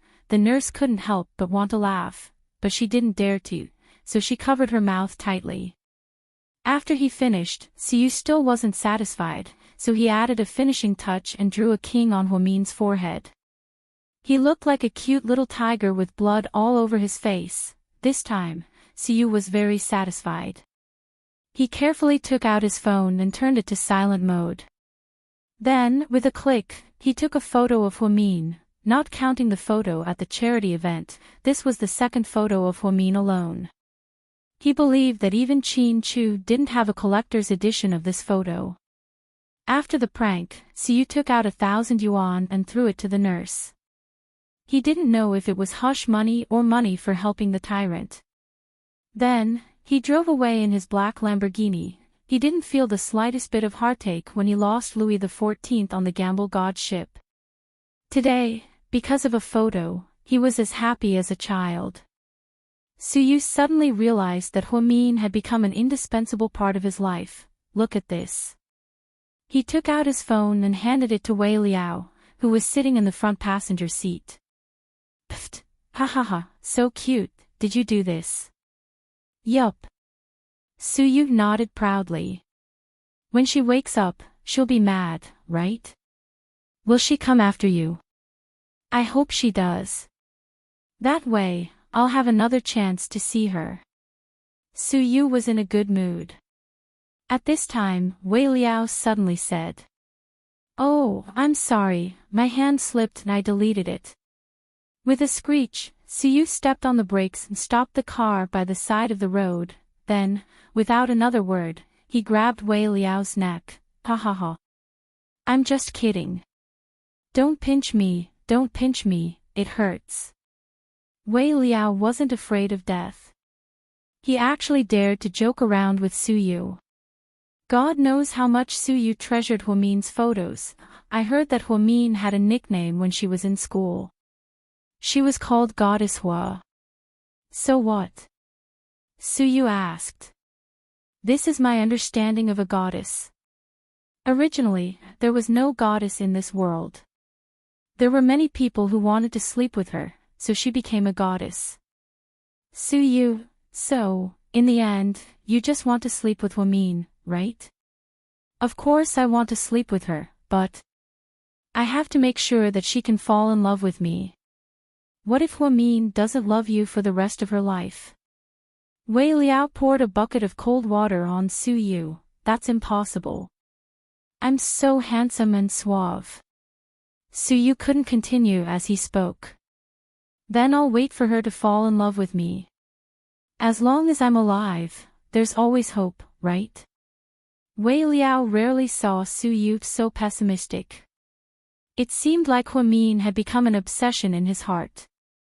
Hey, don't make it sound so sad. I think there's still hope for you. I'll wait for the day Huamin and Qin Chu get divorced. I'll wait for the day Huamin cheats on you, or the day she marries you after getting divorced. Wei Liao smiled and comforted Su Yu. Then, the two of them drove away. Huamin might have been too tired yesterday because she didn't sleep well at Dong Taozhen's motel, so she fell asleep during her shift. After sleeping for about an hour, she suddenly got up. What's wrong, nurse? What's wrong? Did I oversleep? No, you slept for less than an hour. I saw that you were too tired, so I didn't wake you up, the nurse said quietly. Huamin got up and was about to leave, but the nurse stopped her. Nurse, I think you should wash your face first. What's wrong with my face? Huamin was confused. The nurse didn't say anything. She held up a small mirror in front of Huamin, and when she looked at herself, she was dumbfounded. Chapter 544. What happened? Huamin was dumbfounded. She only slept for one night, how did she end up like this? Head nurse, I'm sorry, I don't dare to tell you, I'm scared. Looking at the nurse's hesitant expression, Huamian knew who did it even with her eyes closed. Su Yu, just you wait. Huamin immediately rushed into the bathroom and washed her face. When she came out, it was almost dawn. She was still thinking about where to have breakfast with Qin Chu. However, an uninvited guest showed up. A black Porsche 918 was parked in front of the hospital. Huasi, who she hadn't seen in a while, came at 4 a.m. in the morning. He was wearing a black jacket, his hair was cut short, and his skin was much darker. It seemed like Huasiqian's transfer order made him suffer a lot in the Philippines. Huamin, he said coldly. What do you want? Huamin always spoke in a formal tone. I'm here on father's orders to take you back. So early. Dad had a relapse last night, so he tossed and turned for half the night. I called you, but you didn't pick up, so I had no choice but to come find you. Huamin did see the Hua family call last night, but she didn't pick up. Huasi knew that nothing good would come from looking for her in the middle of the night. It turned out that Hua Zhenghai had a relapse. Is it serious? Which hospital is he at? He's not at the hospital, he's resting at home. He misses you a lot. You should be off work soon, right? Can you come home with me? Huamin looked into Huasi's eyes. He didn't look sly at all, so it probably wasn't a trap. Plus, Shenjiani needed her help right now, so she probably wouldn't do anything to her. After making sure that she wasn't in danger, Huamin packed her things and followed Huasi to the Hua mansion. It was already 6 a.m. when they arrived at the Hua mansion, and breakfast had just begun. Everyone was sitting around, but Hua Yanyan was nowhere to be seen. Where's Yanyan? Hua Zhenghai asked. Oh. The child hasn't woken up yet. She rarely wakes up so early. Let her sleep a little longer. Shenjiani smiled. Did you not wake up, or did you not come back last night? Huasiqian played with a boiled egg on the table. Shenjiani's expression changed slightly. Recently, Hua Yanyan had been leaving early and returning late. Most of the time, she didn't even come home. Instead, she hung out with a bunch of bad friends. No matter how many times Shenjiani said that she was hungry, she refused to listen. She couldn't care less. Mian, how's work been? Hua Zhenghai asked, seemingly concerned. She changed the topic about Hua Yanyan. I'm fine. I've always been like that, Huamin replied indifferently.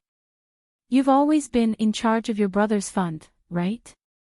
Hua Zhenghai asked again. Yes, I've always been in charge of it. Huamin nodded.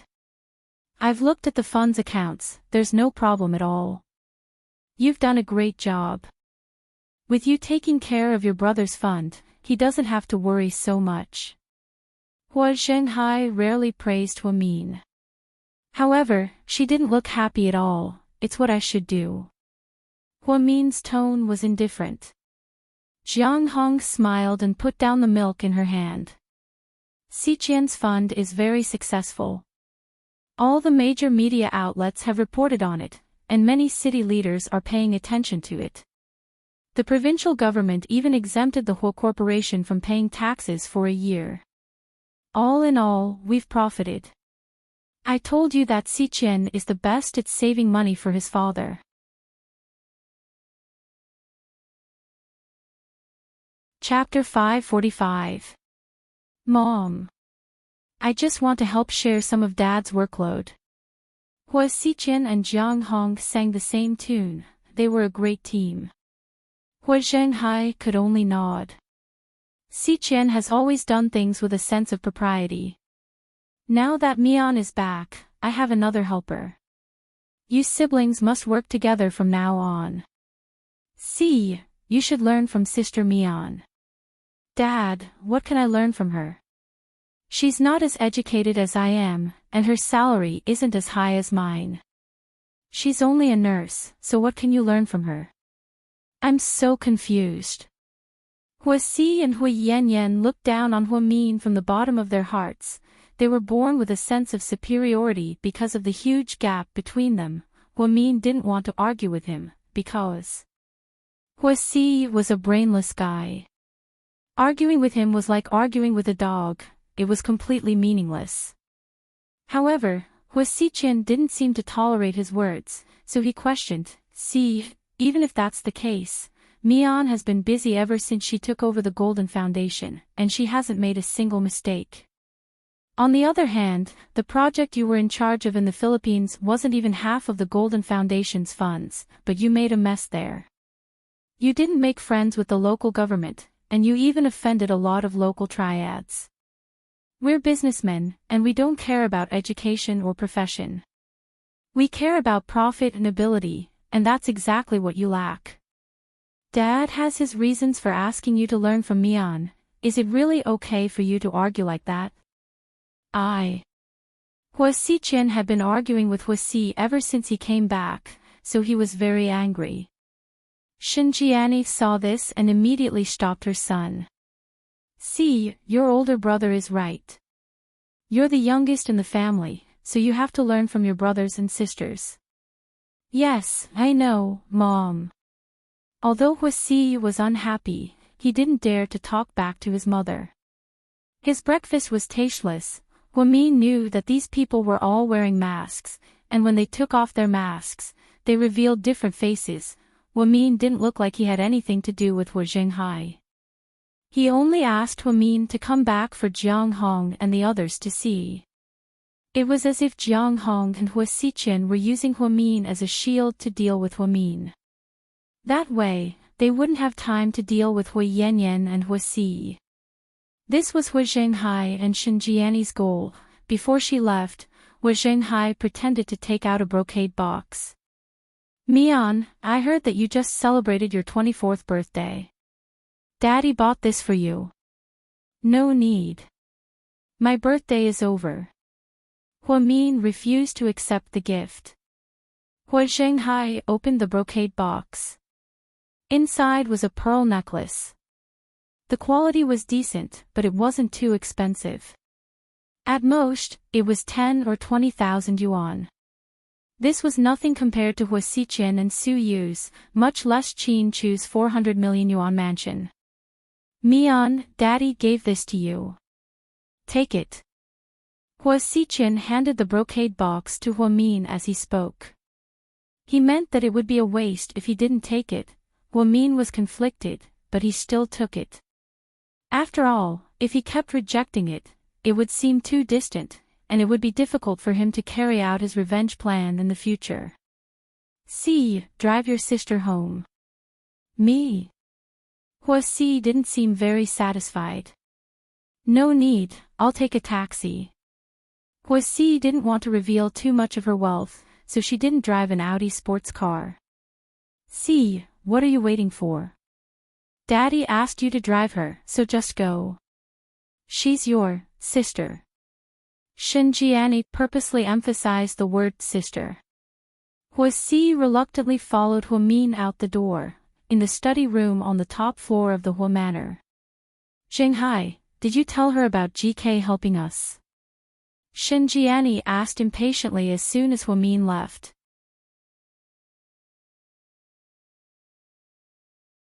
Chapter 546. Not yet, she's too smart. I don't want to alert her, so I'm going to talk to her first. Once I gain her trust, it won't be too late to bring it up. Since Qin Chu married her, it means that he cares about her a lot. With her as his trump card, he won't have to be afraid of Hua Xichen. Using Huamin to use GK to deal with Hua Xichen was Hua Xinghai's latest plan. In the car, Huamin originally wanted Hua Xi to drive her to the downtown mall so she could buy some daily necessities. However, on the way there, she suddenly saw a familiar figure. Stop the car! Huamin suddenly yelled. Oh! Isn't that your half-brother, Jing Jixin? Hua Xi mocked. Jixin just sent Huamin a WeChat message yesterday saying that he had class today, so why was he in the city center? The car slowly stopped on the side of the road. Before Huamin could get out of the car, she saw a girl walking towards Jixin. She was wearing a cute dress, her hair was slightly curly, and she looked very sweet and cute. Wasn't that Huang Yu? Huamin's expression became complicated. As expected, she was right. Hua Xi seemed to have noticed as well. He narrowed his eyes and said, I didn't expect that kid to be so good at picking up girls. That girl looks a bit like Takizo Alora. Hua Xi, you're so disgusting. He was young, but his mouth was full of dirty words. Huamin thought that the son that Shinjiani spent a lot of money on was useless. He had no manners at all. How am I disgusting? I'm not as disgusting as Jing Jixin. He's just a student. Instead of going to school, he's trying to pick up girls. What right does he have? Does he earn money? He's using your allowance to pretend to be a rich guy and pick up girls, right? Shut the hell up. Why should I shut up? I'm going to say it. Poor people like you are the worst. My mom said that you're all scheming bitches. You came back to help because you want my dad's money. Otherwise, are you trying to imitate Lei Feng? Also, I'm telling you, I've never liked that brat Jing Jixin. Tell him to keep an eye on that woman. Otherwise, if she ends up in my bed one day, don't blame me for not giving you face. But you better not interfere. After all, I'm your little brother, haha. Hua Xi, if you dare to steal the person Jixin likes, I won't let you get away with it. Huamin warned him coldly, haha. That's why you have to make sure that silly boy keeps a close eye on you. Also, you have such a silly little brother. You really have enough to worry about, don't you? Huamin got out of the car with a dark expression and slammed the door shut. Hua Xi pressed the horn twice in a provocative manner before leaving. Because of the special relationship between Huamin and the Hua family, they had met when they were very young. Hua Xi wasn't much older than Jing Jixin, so he was always picking on him. It was just like how Hua Yanyan always looked down on Huamin. When they were little, she always tried to steal Jixin's toys and even got people to surround him. However, after being taught a lesson by Huamin, Hua Xi changed a lot. However, Hua Xi still looked down on Jing Jixin, who was born poor. Jing Jixin and Huang Yu were supposed to watch a movie, go shopping, and eat together today. However, they didn't expect to run into his sister as soon as they met. Sis, why are you here? Jing Jixin was caught off guard. Huang Yu was also scared out of her wits. She quickly backed away. Senior sister, you too, come with me. Huamin's expression was serious as he brought them to a nearby coffee shop. Sis. I'm sorry. Inside the coffee shop, before Huamin could say anything, Jing Jixin apologized first.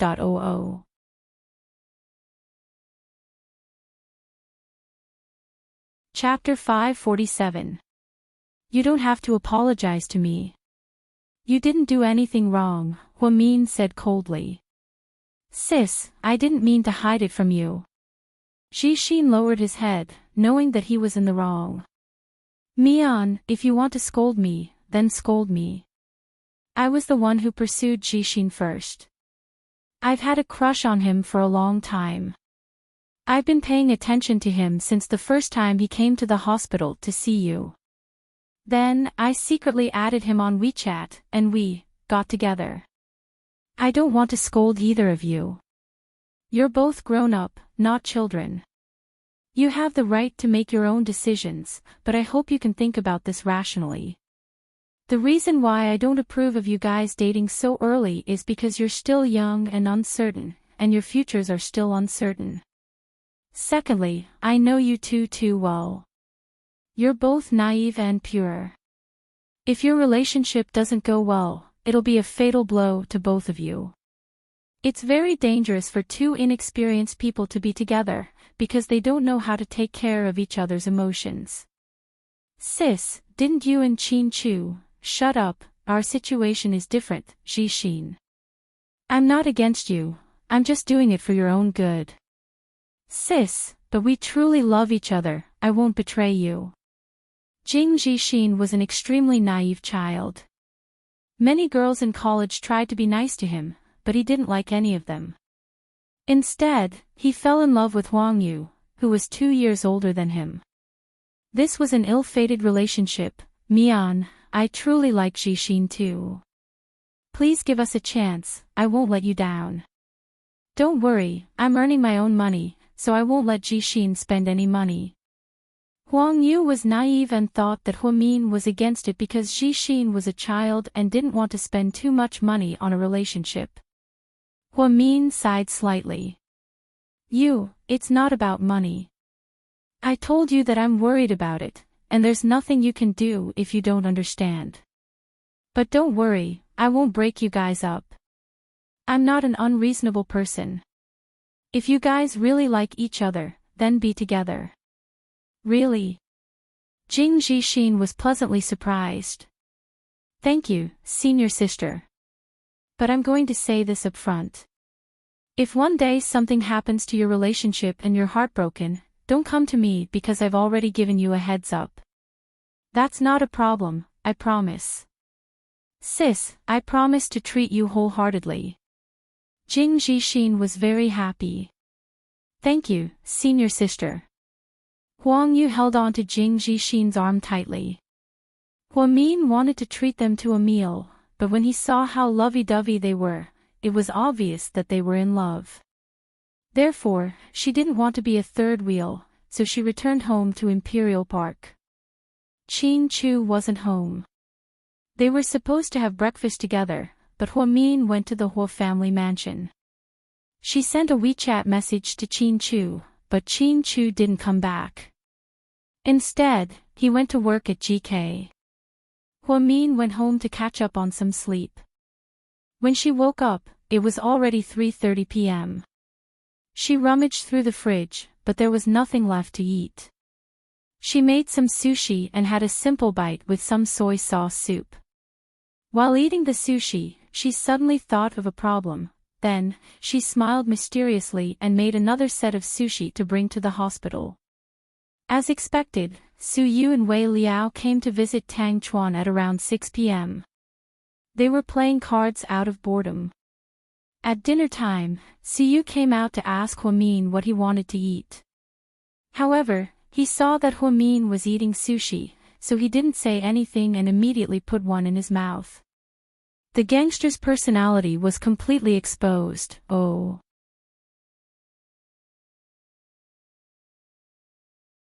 Chapter 548. Hey, what are you doing?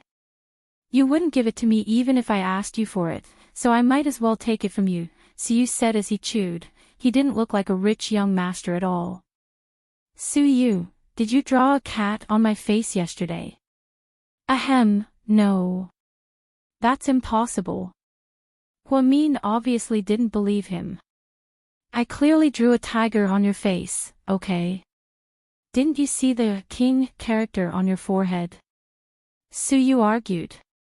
Huamin, she originally thought that Suyu was going to deny the fact that he drew on her face, but it seemed like she was overthinking it. He was correcting her that he drew a tiger on her face, not a cat. Suyu, you sure have a lot of free time. Doesn't Imperial Star have any movies to shoot? Huamin asked in annoyance. Yeah, but I don't care about that. I only have a vice president, and he takes care of everything for me. It's called efficiency. Pfft. I think you're just messing around. We're going to order. What do you want to eat? I'll bring you some. It's okay, I'm full. Then, Huamin got up and handed the rest of the sushi to Suyu. I made too much today, you can have the rest. Suyu was a bit flattered, however, he didn't dare to take the sushi. Instead, he asked confusedly, why are you being so nice? It's fine if you don't want it, I'll just throw it in the trash can. Then, Huamin pretended to take it away. No, I want it. Suyu snatched it over and happily took the sushi back to his room. Huamin smiled triumphantly. Let's wait for a good show. After Suyu took the sushi back to his room, Suyu, you guys go ahead and order, you don't have to bring mine. Wei Liao, what's going on? Where did the sushi come from? Tang Chuan, he probably stole it from Huamin. Otherwise, why would he be so happy? Suyu, she didn't snatch it. Let me correct you. She gave it to me. Wei Liao, give. She didn't believe it. Could it be her leftovers? Suyu, don't say that the grapes are sour just because you can't eat them. There was a whole box, and the only one missing was eaten by me just now. How could it be leftovers? She must have given it to me. Wei Liao, that's weird. Is there arsenic in the sushi? Tang Chuan, great minds think alike. Suyu, arsenic aside, as long as it's from her, I'll take it even if it's an aphrodisiac. Wei Liao and Tang Chuan were overjoyed. It looked like Lord Su was possessed. Then, the two of them ordered a sumptuous meal at Feng Yu restaurant. Suyu, on the other hand, curled up on the sofa and took small bites of the original sushi. Half an hour later, no, I have to go to the bathroom. After saying that, Suyu got up and ran away. He's already gone to the bathroom 6 times in 10 minutes. Sushi really isn't that good. Luckily, I held back. Wei Liao sighed. Tang Chuan laughed and said, I told you that woman wasn't that kind. See? Just as Suyu was about to go to the bathroom for the 7th time, Tang Chuan stopped him. I say, did you do something wrong to her? As far as I know, although Huamin is powerful, there's no reason for him to kill you. Suyu was silent. Wei Liao laughed and said, does drawing a tiger count? What tiger? Did I miss something? Tang Chuan looked confused. So, Wei Liao told him about how Suyu drew a tiger for her last night.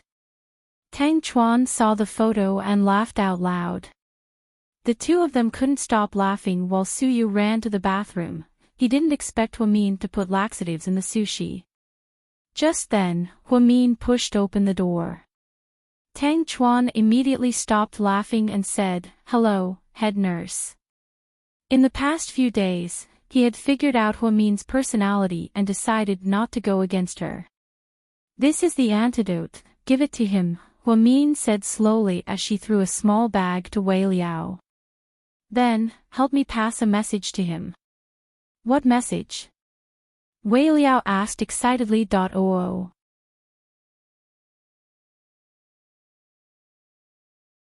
Chapter 549. Next time, don't offend women for no reason, especially women who know how to concoct poisons. After that, Huamin walked away coolly. Tang Chuan, pfft. Is that a threat? Wei Liao, forget it. What she meant was that if she gave you laxatives this time, who knows what kind of poison she'll put in you next time. When Su Yu ran back from the bathroom, Wei Liao put the antidote on the ground and gave him Huamin's original words. Su Yu remained silent. Lord Su, what's that saying again? A woman's heart is the most poisonous. Think about martial arts universities and Pan Jinlian. Tang Chuan gloated. Fuck you, do you know how to talk? Su Yu scolded. Wei Liao glared at Tang Chuan. That's right, that's right. You don't know how to talk. Our Lord Su is so tall, strong, rich, and handsome. How can he be from a martial arts university? At most, he's Westgate big official. Su Yu, come here, you too. I'll take good care of you. Su Yu beckoned with his finger, scaring Wei Liao into hiding on Tang Chuan's bed. Don't, Lord Su. If you're angry, don't take it out on us. Every injustice has its perpetrator and every debt has its debtor. If you want to take it out on someone, take it out on Huamin. Tang Chuan giggled. Su Yu clutched the bag of antidote tightly. He was both angry and amused. Don't worry, she won't run away. That brat dared to trick me. I won't let her go. After teaching Su Yu a lesson, he finally got his revenge. He unintentionally opened Weibo, which he had not logged in for a long time, and received a private message. The first one was a photo of her being drawn as a tiger. It was as embarrassing as it could get. There was also a message from Su Yu. Recently, we have a Bengal tiger at home. It looks good, but it has a fiery temper and is very fierce. Please advise me on how to tame it. Su Yu was clearly provoking him, holding her photo and asking her how to tame her. There was no SCI left. Huamin thought for a few seconds and finally replied, how was the sushi tonight? When Su Yu thought of sushi, he immediately ran to the toilet again. It had already become a conditioned reflex. Huamin was too lazy to talk nonsense with Su Yu. He logged out of Weibo and logged into WeChat. She saw that Jixin and Huang Yu had posted a photo together, and there were only 2 words, us. Then, there was a group photo below. It looked like both of them were smiling sweetly. Wasn't this method of announcing their relationship imitating the 2 A-list celebrities who announced their relationship last year? This method was really unsophisticated. Fortunately, Huamin reluctantly agreed to their relationship. It couldn't be said reluctantly. It could only be said that he tried to persuade them to no avail. Therefore, there was no other way. Huang Yu and Jing Jixi no longer hid their relationship because their sister knew the truth. They decided to openly date. Zhu Lingling was in Jing Jixin's WeChat, so when Zhu Lingling got off the plane, she saw it immediately. She immediately sent a WeChat message to Huamin. Jixin is in love. Yeah. Damn, are you giving us a way out? He's born in 1995, okay? He's not even 20, what's the rush? Zhu Lingling clamored. Does age have anything to do with this day and age? Didn't you see the joke a while ago? What joke? Zhu Lingling was confused. At the entrance of kindergarten, a little boy said to a little girl, I have a lollipop, do you want a bite? The little girl said, I don't want it, I'm afraid of getting pregnant. The little boy said, if I get pregnant, I'll give birth to it. At worst, the 3 of us can go to kindergarten together. Ha ha ha ha. I'm dying of laughter. Zhu Lingling laughed hysterically. Huamin, on the other hand, said with a serious face, that's the most responsible thing I've ever heard. Even children know what love is, yet you, an adult, are still hesitating. I see that you treat Gao Ran pretty well, why don't you two make do, oh.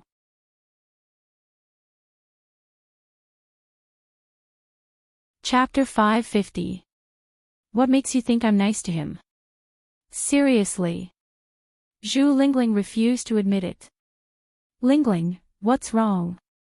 How should I put it? Jokes aside, as your best friend, I have a piece of advice for you, Huamin said seriously. What is it? Zhu Lingling immediately replied. Huamian continued, in a person's life, not everyone can meet someone they both like and love at the same time. If you meet someone like that and hesitate for some reason and end up missing him, that would be such a pity. If you accept this relationship calmly, even if you don't end up together in the future, you won't regret it because you've already experienced it. When a person grows old, the scariest thing isn't that I once regretted being with someone, but rather, why didn't I try being with someone? Huamin. Zhu Lingling suddenly didn't know what to say when she saw how serious Huamin was. Lingling, I'm not trying to persuade you to be with Gao Ran. I just want to say that if you like him and he likes you, why don't you give it a try? Life is neither long nor short. Some people and some things, once you miss them, you'll be with them forever. Do you still remember Lu Ruoying's song Later, when we were in high school? Do you still remember my favorite line from that song? Zhu Lingling was slightly moved. Her voice trembled as she replied, Later, I finally learned how to love. Unfortunately, you were long gone and disappeared into the sea of people. Later, in my tears, I finally understood that some people will never be there again once they're missed. So I won't interfere too much in your life. I just don't want you to have any regrets when you grow old. I know. Okay, let's talk later. I'm going to pack up and get off work. I'm sleepy. Drive carefully. Okay. Huamin hung up the phone and stood up tiredly. He took off his white coat and put on his windbreaker. Then, he grabbed his bag and walked out of the hospital. As soon as he walked out, he was shocked by the parking lot outside. The parking space, which was originally quite good, was now surrounded by a lot of random cars. Moreover, they didn't follow the rules and blocked Huamin's car. Even an immortal wouldn't be able to get out of here. Unless the car had wings, it was possible for it to fly out. Huamin angrily walked to the front of the supercar behind his car. It was a fiery red Ferrari. Huamin didn't know much about luxury cars, so he didn't know which model it was. She only saw that this Ferrari was seriously blocking her way of reversing. However, she suddenly noticed that there was a small card at the back of the car with the owner's phone number written on it. It seemed that the car owner still had some conscience and even knew to leave his phone number. Huamin angrily picked up his phone and dialed the number. Hello, your car is blocking my car. I need to reverse quickly. Please come out and cooperate with me. No one spoke on the other end of the line. After Huamin finished speaking, he hung up the phone. 5 minutes later, a tall and thin man walked out. He was wearing a mask and looked haggard. You called? The man asked coldly. Yes. Huamin nodded. I'll move the car out of the way. You can reverse. Thank you. Huamin then got into the car. Just as she was reversing the car, she turned around and got a shock. A group of young ladies came out of nowhere and surrounded him in no time. Screams sounded everywhere. Huamin finally realized that the person just now was the most popular male idol singer, Anai Yang. Seeing that the other party was surrounded by fans because he was reversing the car, Huamin felt a little bad. She thought for a moment, then picked up her phone and dialed the number from before. Hello? The person picked up the phone. His voice was still as cold as ever. I have a way to get you out, do you need it? Huamin asked.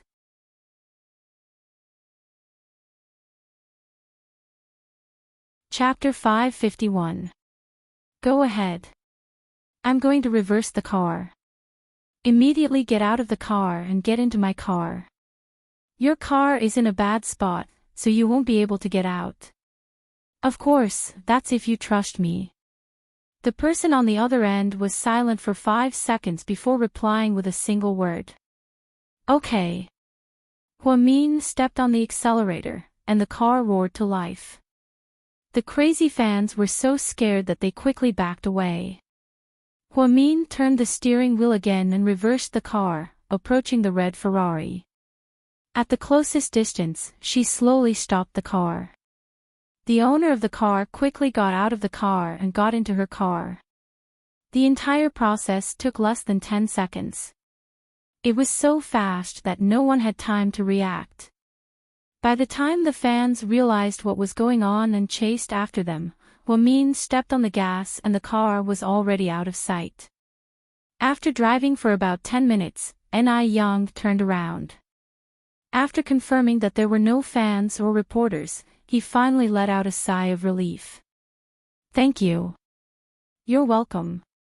You only got surrounded because you got out of the car to give up your seat for me, Huamin said calmly. Yang glanced at her and didn't say anything.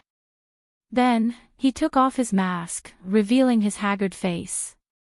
Huamin wasn't a fan of celebrities, but she recognized Yang. After all, he was such a famous celebrity. Apparently, he debuted 5 years ago. After his debut, he released 3 albums in one go. In this era where albums were dying, it was a miracle that he could sell more than 1 million copies in 3 days. Moreover, his solo concerts were only held once a year, so they were extremely precious. Therefore, the ticket prices were inflated to over 10,000 yuan per concert. The price was ridiculous and left people speechless. There were many rumors about him. Some said that he was supported by a rich woman, which was why he became so popular. Some said that he was the illegitimate son of a rich man, which was why he had financial support. Some even said that he was gay and that a famous director in the gay industry took a liking to him, which was why he became a first-rate superstar. In short, no matter what, this person was famous, completely famous. Apparently, he was about to leave his old company, Imagination Corporation. Rumor had it that Imperial Star offered 120 million yuan to sign him. However, no one knew who exactly he was going to. He was a very strange person. It was said that he did not like interviews or reality shows. He was always so mysterious. Therefore, more and more people liked him, and more people were curious about him. There were even some crazy fans who often waited at the entrance of his company or his residence, chasing after him. Huawever, his agent had always been good at keeping secrets, therefore, there had been no trouble so far. As an employee of Southside, Huamin had no idea that he had come to Southside. Where are you going? I'll drive you there, Huamin asked. Southside Recuperation Center. He was a man of few words. Do you still want to go back? Yes. Seeing how insistent he was, Huamin had no choice but to drive the car back to where it belonged. Huamin let out a sigh of relief when he saw that the fans were nowhere to be seen.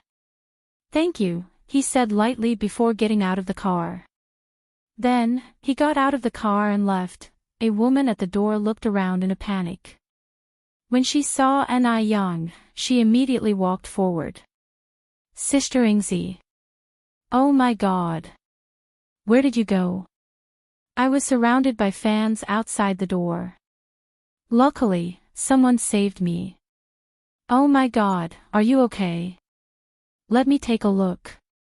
The woman was shocked. I'm fine, I'm not hurt. I went out to buy breakfast, but you ruined it. Didn't I tell you not to go downstairs? I remember, it won't happen again. If he didn't receive that phone call, he wouldn't have rushed downstairs. However, when he parked his car, he knew that he was blocking someone's way. Otherwise, why would he leave his phone number? When Sister Ingzi found out that he left a note, she was furious. Don't do that again. You're an idol, how can you leave your phone number like a normal person? What if your identity is exposed?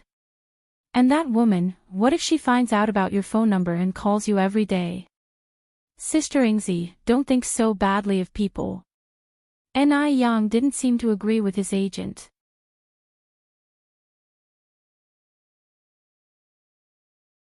Chapter 552. Oh my God.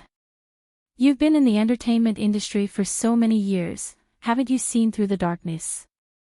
Do you need me to remind you? You can't let your guard down. Your trip to South Side is a top secret. If it's exposed, your path to stardom won't be easy. I know.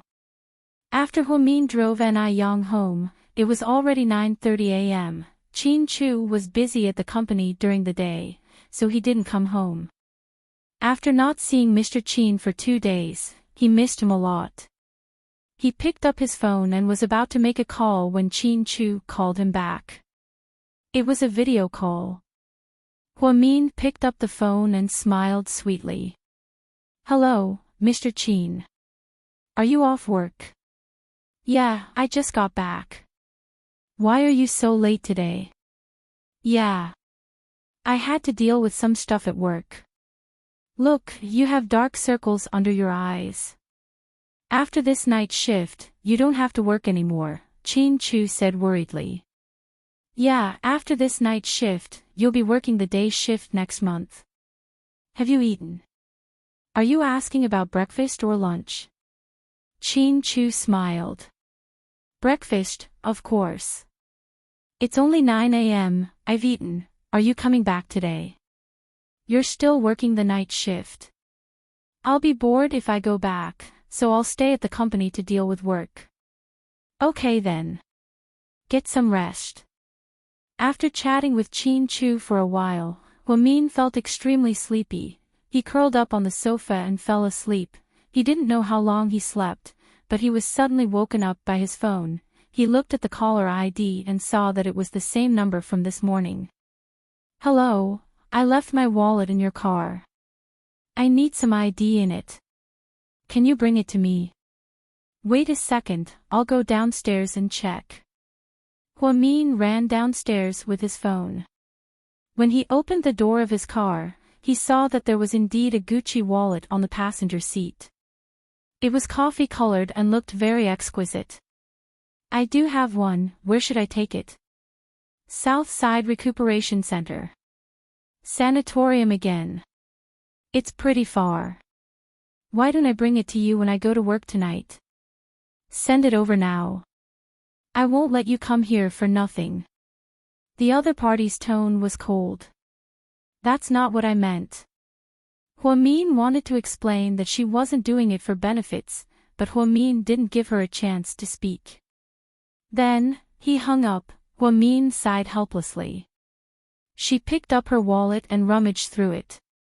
There were bank cards, ID cards, and quite a lot of RMB. There was about 20,000 renminbi. Huamin wrapped the wallet in a paper bag, went upstairs to pack, and drove back to South Side. It was 2 p.m. when they arrived at South Side. Huamin's night shift didn't start until 6 p.m. Therefore, everyone was quite surprised that he came so early. Head nurse, why are you so early today? Okay. Huamin nodded.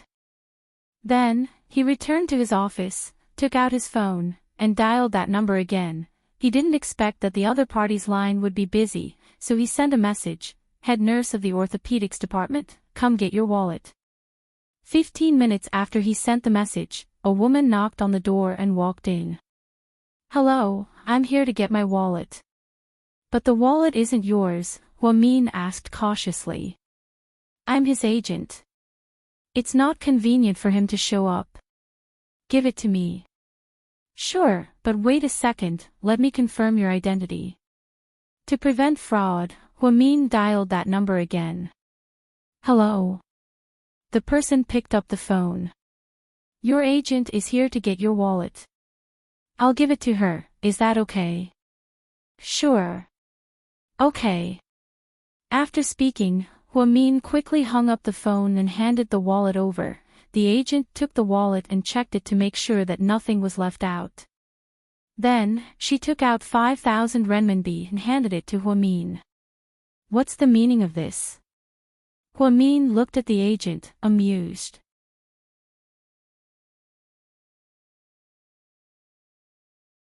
Chapter 553.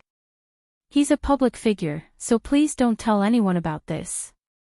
Also, I'm sure you saw his age on his ID, so please don't say anything. You know that in the entertainment industry, age is a secret. This is just a reward. It's okay, I'll keep it a secret. Don't worry, just take the money. As an employee of Southside, I have basic manners. Okay. Seeing that Huamin didn't want to take the money, the agent didn't insist and turned to leave.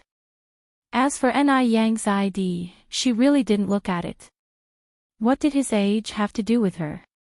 She wasn't a fan of celebrities, so she didn't care about women like Zhao Qingya or Jian Tong. While Su Yu was in the hospital, the film festival opened, and female celebrities came to visit him every day.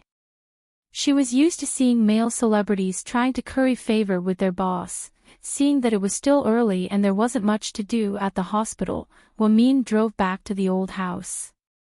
Yang Meirong was sunbathing with her tabby cat in her arms. Huamin saw this warm scene as soon as he entered the yard. Mom, why are you back? Yang Meirong opened her eyes and saw Huamin. She seemed to be in a good mood. Nothing much, I just came to see you and buy you some groceries. Huamin knew that she ate very sparingly when she was alone at home, so he bought a lot of vegetables and meat when he passed by the supermarket.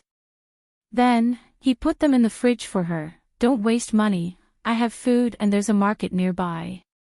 Why waste money? Supermarkets are expensive. Yang Meirong nagged. Huamin only smiled quietly. Yixin came back last night, and he brought a girl home, Yang Meirong suddenly said. Ha! He told you. Huamin was a bit surprised. Yeah, although Yixin is a bit young, it's normal for him to be in a relationship. Which normal boy or girl doesn't date? I'm not that old-fashioned. That girl is quite pretty, she said she's from your hospital. Is that the same hospital you used to work at? Huamin nodded. Yes, she graduated from the same medical school as me. She often calls me senior sister. How's that girl's character? Yang Meirong asked worriedly. His character is quite good, but he's still young after all. I'm afraid that the future is hard to predict.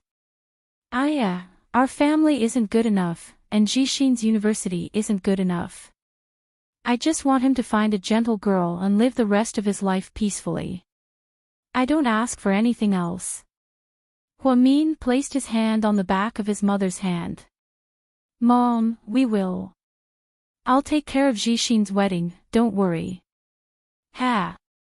It's still too early to talk about that. He hasn't graduated yet, and his marriage will only happen in a few years. Yeah, we're all worried about him.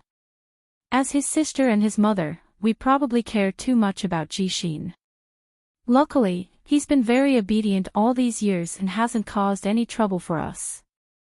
Everyone in the neighborhood knew how much Huamin loved Jixin. When they were little, as long as there was an apple, she would give it to Jixin. She had always spoiled him. Although she now knew that she was no longer related to him by blood, her love for Jixin only increased. Have you been tired from work lately? You don't seem to be in good spirits. I worked a few night shifts in a row. Maybe it's because I stayed up too late. Huamin smiled as he rubbed the dark circles under his eyes. If you stay up late, you need to sleep more. Don't run around, and drink more beauty soups. You're still young, don't look like an old woman. I know, Mom, I'll keep that in mind. Huamin smiled as he held on to her arm. It had been a long time since he dared to be so close to her. He was afraid that she would reject him. However, Yang Meirong's attitude towards Huamin seemed to have improved quite a bit. Maybe it was because of Jixin's roar last time that she was enlightened. Does he treat you well? After a long silence, young Meirong suddenly asked. Huamin knew that his mother was talking about Qin Chu.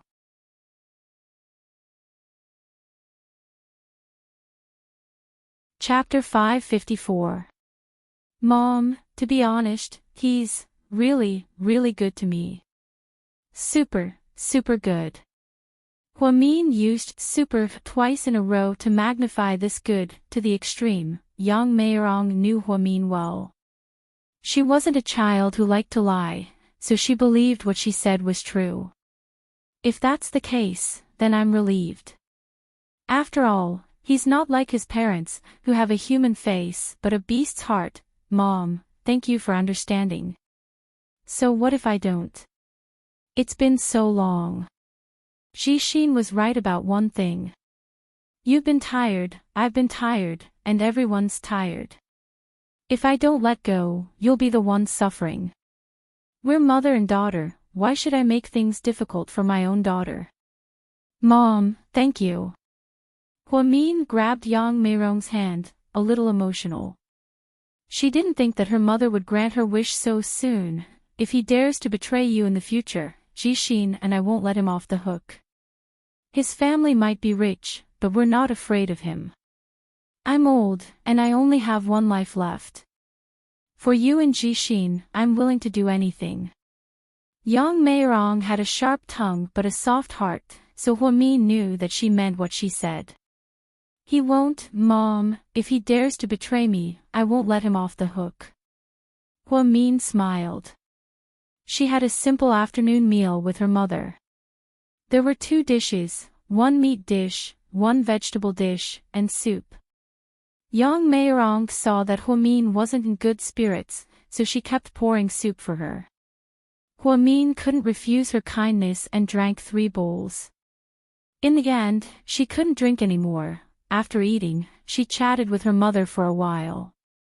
Then, she looked at her phone and saw that it was about time. She had just returned to Southside when she heard that Director Lee from the neurology department wanted to talk to her about something urgent. Huamin changed into her white lab coat and immediately went to the neurology department on the 5th floor. Because of Huang Zhiming's incident, Huamin had interacted with the neurology department many times.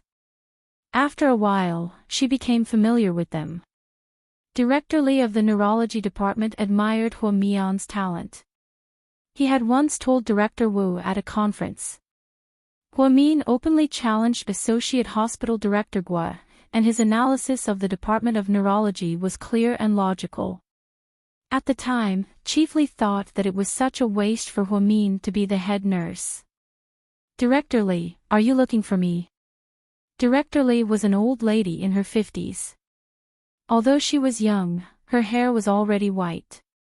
He had a benevolent look on his face and was very popular. He was also very popular in Southside. Huamin, have a seat. Huamin nodded and sat on the chair opposite Director Lee's office. Huamin, I've always felt that you've studied neurology. Do you still remember Huang Zhiming? I remember. He went back to school after he was discharged. He's recovering very well. It's all thanks to the treatment plan you gave him. It's very useful. It's good that the child can recover. Huamin smiled with relief. I'm here today because I need your help with something. Please go ahead, Director Lee. Huamin felt quite bad that such an old professor was personally asking for his help. I've just received a new patient. His condition is quite complicated. I hope that you can help me with his condition and come up with the best treatment plan. Then, we can help him recover. That's not a problem. What's his condition? Depression. Upon hearing the word depression, Huamin's expression changed. Depression was one of the most dangerous types of mental illness. This was because most people with depression had suicidal tendencies. To them, life was meaningless, and death was their only release. Depression. It's quite difficult. I don't have any experience with it, Director Lee. Huamin didn't dare to make any promises. After all, this was a matter of life and death. That's not a problem. I believe in your ability and ability. How about this, take a look at his medical record first and then make a decision. After speaking, Director Lee handed Huamin a medical record. When she flipped to the first page and saw the name, her hand that was holding the document froze slightly. Ni Yang.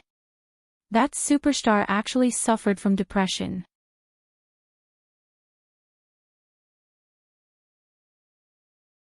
Chapter 555. Director Lee, this. Huamin looked at Director Lee in confusion. The medical records of superstars were supposed to be top secret. Was it really okay for Director Lee to show it to him in public? It's fine, I know what you want to ask. I trust you, Huamin. You've been at Southside for quite some time. As the saying goes, distance tests a horse, and time reveals a person's heart. I've gotten to know you well over the past few months. You're actually a kind-hearted girl. You don't like to meddle in other people's business because you're afraid of trouble, but you definitely don't condone evil. That's why you've offended Deputy Director Gua and his brother-in-law, right? Director Lee, I'm not as high and mighty as you make me out to be. I'm just working for a living, Huamin said with a humble smile. Kid, I've been in the hospital for a long time. I'm not wrong about people. Actually, I've already asked President Wu to let you help me in the neurology department, but I heard that you refuse to be a doctor for in-service training. I don't want to ask about your personal reasons, it's all private. I just think it's a pity that you're such a talented person. Staying in the orthopedics department as a head nurse is a waste of your talents. Director Lee, actually, let me finish, kid. Since Director Lee was quite old, Huamin felt very warm when she called him a kid. Okay, go ahead. Looking at how cute Director Lee was trying her best to convince him, Huamin truly thought she was an adorable old lady. Once, at the conference, I saw you openly refuting Deputy Dean Gua. You used the theoretical knowledge of professional neurology to make him slap his face. At that time, I felt that you didn't study it on a whim. You might also like this aspect, so you put in the effort, right? Yeah, I'm interested in neurology, ophthalmology, and neurosurgery. I studied a lot in school, but I don't have any clinical experience. When I was at the first hospital, I did my internship in the OB/GYN department, Huamin nodded and said honestly. I know. That's why I think that if you come to help me this time, you can treat it as a clinical trial. Are you willing to come? Director Lee, he's a superstar. If the treatment fails, it will damage your reputation. Are you sure you want me to come over? Huamin asked worriedly. Don't worry, I'll take responsibility no matter what happens. I won't implicate you. That's not what I meant. I'm just worried, don't worry about anything. I'll take care of everything. Director Lee patted his chest and promised. Huamin was very touched. She had always admired people who were upright and kind. Needless to say, Director Lee's medical skills were excellent. As a professional professor, he was also very upright. Therefore, even though this matter had nothing to do with Huamin, she still agreed to Director Lee's request. If that's the case, I'll give it a try. Director, I might not succeed. Huamin didn't beat around the bush, I know. After all, depression can't be cured immediately. If it was cured, you would be a god. It's a mental illness that the whole world can't treat. Ni Yang's condition is quite bad. He also has insomnia and anxiety in his eyes. His agent is afraid that he can't take it anymore, so he came to ask for help. Also, because Southside is quite secretive, they chose us. Just do your best, don't put too much pressure on yourself. Okay. Huamin nodded. Then I'll take you to see the patient first. Why don't you talk to him first? Director Lee asked tentatively. Okay, but Director Lee, what about the orthopedics department?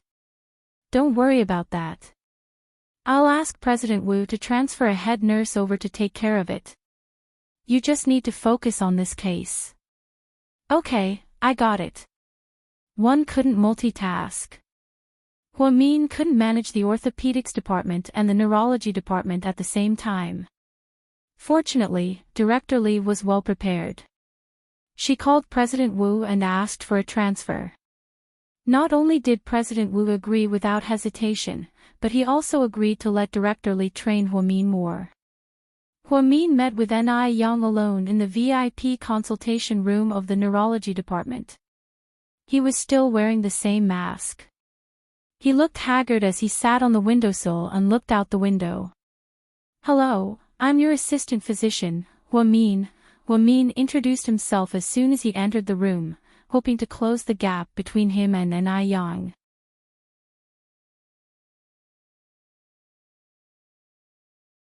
Chapter 556. Ni Yang turned his head to look at Huamin, but his expression didn't change at all. It's you. Obviously, he remembered her. Director Lee invited me to participate in your treatment. I hope that you can cooperate with me during this period of time so that we can complete a treatment plan to alleviate your illness. I'm not sick, I just don't like to talk. Huamin smiled slightly. I know. Being in a bad mood for too long is also a type of illness. I won't treat you like a special patient, and you shouldn't treat yourself like a patient either. Let's just chat like friends. Hearing Huamin's words, Ni Yang seemed to let down his guard. He walked over and sat across from Huamin. Sister Ingzi said that you might leak my age to the media, but I said that you wouldn't. If I said that I didn't see your birth date on your ID, would you believe me? Huamin looked at him, feeling wronged. Ni Yang slowly took off his mask, revealing that clean and delicate face and that sorrowful smile. I believe you. I've always believed in the beauty of this world. That's why I fell so hard. He smiled bitterly. Huamin thought that Ni Yang had a heavy burden on his heart, as if he had been lied to before. Of course, this was just a guess, and it might not be true. Actually, sometimes, people aren't happy because they have more, but because they don't care too much. We can't care too much about our gains and losses, and we can't care too much about what others think of us. First of all, you have to face your own heart. When you don't doubt whether or not you're happy, then you're truly happy. Ni Yang froze slightly, then he laughed mockingly. You must have read too much Chicken Soup for the Soul on the internet. No, what I'm trying to say is that if you can understand, you might not be in so much pain. Huamin comforted him. I've heard many great truths, but I still can't live a good life. Ni Yang lowered his head and murmured. Compared to many of your peers, you're already very outstanding. You have tens of millions of fans, you have the halo of a superstar. You like to sing, so you sing. You want to release an album, so you release it. You're doing things that many people dream of. You're not happy probably because you've gotten too much. It's lonely at the top. When Ni Yang heard this, he seemed to be slightly moved. He lifted his head and looked at Huamin. If it's possible, I would really like to exchange places with you right now. You can be a superstar and I can be an ordinary person. You're wrong. You haven't experienced my life, so you think it's very peaceful. You don't know that everyone's life is full of storms and waves. Life can't be smooth sailing. You envy me because you don't understand me. If you understood my experience, perhaps you would be satisfied with your current life. Can my illness be cured? You're finally admitting that it's an illness. Huamin couldn't help but ask with a smile. Who was the one who said that he wasn't sick and that he was just in a bad mood? Didn't you say that being in a bad mood is also a type of illness? After speaking, the two looked at each other and smiled. Min saw that the timing was right, so he picked up the medical record and looked at it. Your situation is a bit complicated. Director Lee diagnosed you with depression, insomnia, and anxiety. But I think you might have other conditions, such as neurasthenia, trigeminal and cerebrovascular pain, etc. So, I'm going to treat your insomnia first. A person's mental state can only improve after a good rest. I'm taking sleeping pills. Ni Yang said in a low voice. What I mean is, from now on, you can stop taking those sleeping pills. Why? Aren't you going to treat my insomnia? How am I going to treat it if I stop taking the pills? Ni Yang was a bit confused. At this moment, he wondered if Min was a professional or not.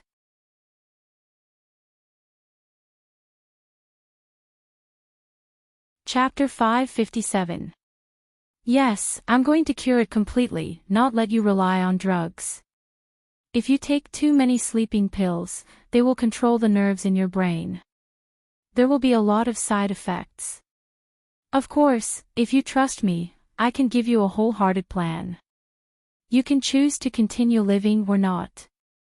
After hearing this, Ni Yang was silent and hesitated for a long time. When Min came out of the VIP consultation room, she was smiling because Ni Yang finally compromised and chose to believe her. Treating depression was a long and arduous task. It was not something that could be done in a day or two. Since Director Lee believed in her, she could not let her down. Girl, what are you busy with? Zhu Lingling sent Min a WeChat message as soon as she got off the plane. I'm busy with my treatment. Guess who I just saw on the plane? It's actually the male star Zhang Yu, the guy who often acts as the second male lead in anti-Japanese dramas. He's quite handsome, but he's so stingy. He actually brought his agent and assistant to sit in economy class, and he even wore a big mask. Ha, Zhu Lingling said proudly. Can I say that I just saw Ni Yang? Fuck, who? Who did you see? Zhu Lingling suddenly lost her calm. Ni Yang. Fuck. Fuck. Fuck. Zhu Lingling used 3 fucks to express her feelings at this moment. Why are you so surprised? Is it necessary? Yes, you don't know how mysterious Ni Yang is. He's so popular that it's almost purple, but his whereabouts are very mysterious and low-key. When he travels, not only does he sit in first class, but he also refuses to serve any service, not even meals. Even the stewardesses can't see him. At most, we see his back when he boards the plane, or his face with a mask and sunglasses. Did you know? The tabloid media out there is buying any information about Ni Yang. As long as it's related to him, even if it's just a yawn, a photo of him will be sold for 100,000 yuan. 100,000 yuan. Min suddenly felt embarrassed. If she were to sell Ni Yang's ID card, wouldn't she be able to sell it for millions? If she were to be even more wicked and sell Ni Yang's medical records, wouldn't she be able to sell them for tens of millions? It was really easy to earn money. He could become rich in a matter of minutes. But would she do that? Of course not. Protecting the patient's privacy was the most basic morality of a medical worker. If he didn't even have this bit of morality, how could he stay in the medical field? Yes, 100,000 yuan. So you saw Ni Yang in the hospital. Did you take a photo? Zhu Lingling asked. No. Then why did Ni Yang go to your hospital? Visiting a friend. Min made up a story. It wasn't that she didn't trust Ling Ling, but she was very angry. She didn't want to take the risk. She trusted Ling Ling, but what if Ling Ling also trusted someone else? If word got out, it wouldn't be good if news about Ni Yang got out. Oh. I think I heard about it too. I saw on the news that his fans are crazy and follow him everywhere he goes. Yeah, when he came to the hospital, there was a huge crowd outside. Huamin knew this very well. Ha, then tell me, is Ni Yang handsome in person? Is he as handsome as your Mr. Qin? No, Huamin said decisively. Beauty is in the eye of the beholder, okay? Ni Yang is ranked number 1 in Asia's top 10 most attractive male celebrities in Asia.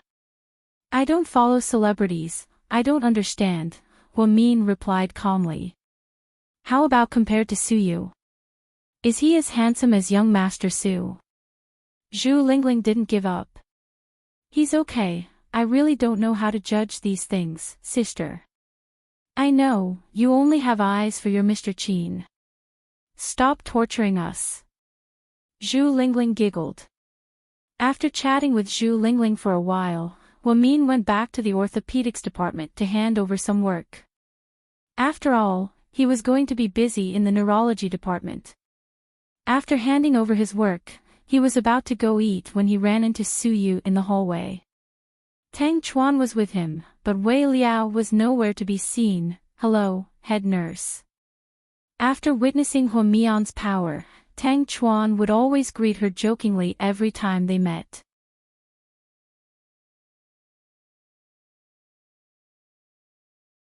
Chapter 558. Huami nodded and smiled as a greeting. Where are you going? Tang Chuan asked playfully. I'm going to the staff cafeteria for dinner. Ha, what a coincidence, we haven't eaten yet either. Why don't we eat together? Tang Chuan volunteered. Su Yu, on the other hand, didn't say anything. He just looked at Huamin. The food in our cafeteria is super disgusting, Huamin reminded him in a friendly manner. It's okay, Lord Su and I don't have any dietary restrictions. As long as it's food, it's fine, right? Lord Su. After saying this, Tang Chuan deliberately looked at Su Yu and asked, then, he quietly added, I'll be discharged tomorrow morning. You won't have the chance to come to South Side so openly in the future. I'm giving you a chance, so you have to cherish it. Unexpectedly, after Su Yu heard what Tang Chuan said, he said, the food in your staff cafeteria is really disgusting, it's like pig feed. Tang Chuan, Huamin, bro, is it really okay for you to expose me like this? I can only help you up to this point. Tang Chuan thought that Su Yu was crazy. He was giving him a chance to treat his illness, but not only did he not appreciate it, he even said that the food in the staff cafeteria was like pig feed. How could he still have friends if he talked like this? However, only Huamin could treat someone like Su Yu. Huamin looked at him and said word by word, you're saying it like you've eaten pig feed before.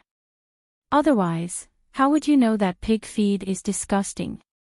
Tang Chuan, Su Yu, ha ha ha ha. Huamin, you're awesome. Other than the wall, I won't submit to anyone but you. Tang Chuan burst into laughter and gave him a thumbs up. Su Yu's face darkened, I'm going to eat first. Bye. Huamin felt that there was no need to waste time with these two rich kids. The food in the staff cafeteria was bad, but if she didn't eat it, wouldn't her meal card be wasted? It was not a good habit to waste food from the motherland. He simply turned around and walked towards the restaurant. Unexpectedly, she had only taken a few steps when she heard footsteps behind her. She turned around and saw that the two of them had followed her. Ah! Didn't you just say it was like pig swill? She looked at Su Yu in amusement and asked. Yes, I want to eat pig swill today. I don't want to eat anything else. Su Yu replied domineeringly. Huamin was so shocked that he was almost petrified. Don't lower yourself to his level. He's just as willful at home. Tang Chuan advised Huamin with a smile. 10 minutes later the three of them sat in the hospital's cafeteria. The scene of hundreds of people eating together was really spectacular. Ever since Su Yu retired from the military, he had never seen such a lively scene. Tang Chuan lowered his head and looked at the braised meatballs, stir-fried Chinese cabbage and wood ear, and a watermelon soup on his plate. He didn't know where to start. After all, these rich people had very tricky appetites. Usually, when Su Yu and Tang Chuan went to the cafeteria, they would order at least 10 dishes. They would only take a few bites of each dish just to taste it. This was the first time he saw such a shabby dinner. The problem was, it was really bad. Tang Chuan took a bite of the meatballs and immediately cursed, "Fuck, does this chef buy salt for free? I bet he put a bag of salt here." Huamin lowered his head and took a small bite as well. Then, he smiled and said, "It's okay, it's always like this. I'm used to it. If you guys don't like it, then hurry up and leave. Don't take up seats here and waste food." To his surprise, Su Yu picked up his chopsticks and put the meatballs from Tang Chuan's plate onto his own. "What are you doing? Lord Su? Didn't you say it was salty? Then I'll eat it for you." "Oh, right, this isn't salty, you can have it all." After speaking, Su Yu gave all the stir-fried Chinese cabbage and wood ear to Tang Chuan. Tang Chuan suddenly felt like countless alpacas were running through his mind. Black wood ear. Black wood ear. This dish, let alone eating it, just looking at it made him sick. This South Side cafeteria was so dark. He really admired how Huamin could eat here every day. At this moment, they were so focused on eating that no one noticed the sound of a camera in the corner. GK headquarters, Qin Chu had just finished a meeting and was about to get off work when he saw his mother walk in angrily. "Son, I want to show you something." After speaking, Lady Qin took out her phone and showed it to Qin Chu.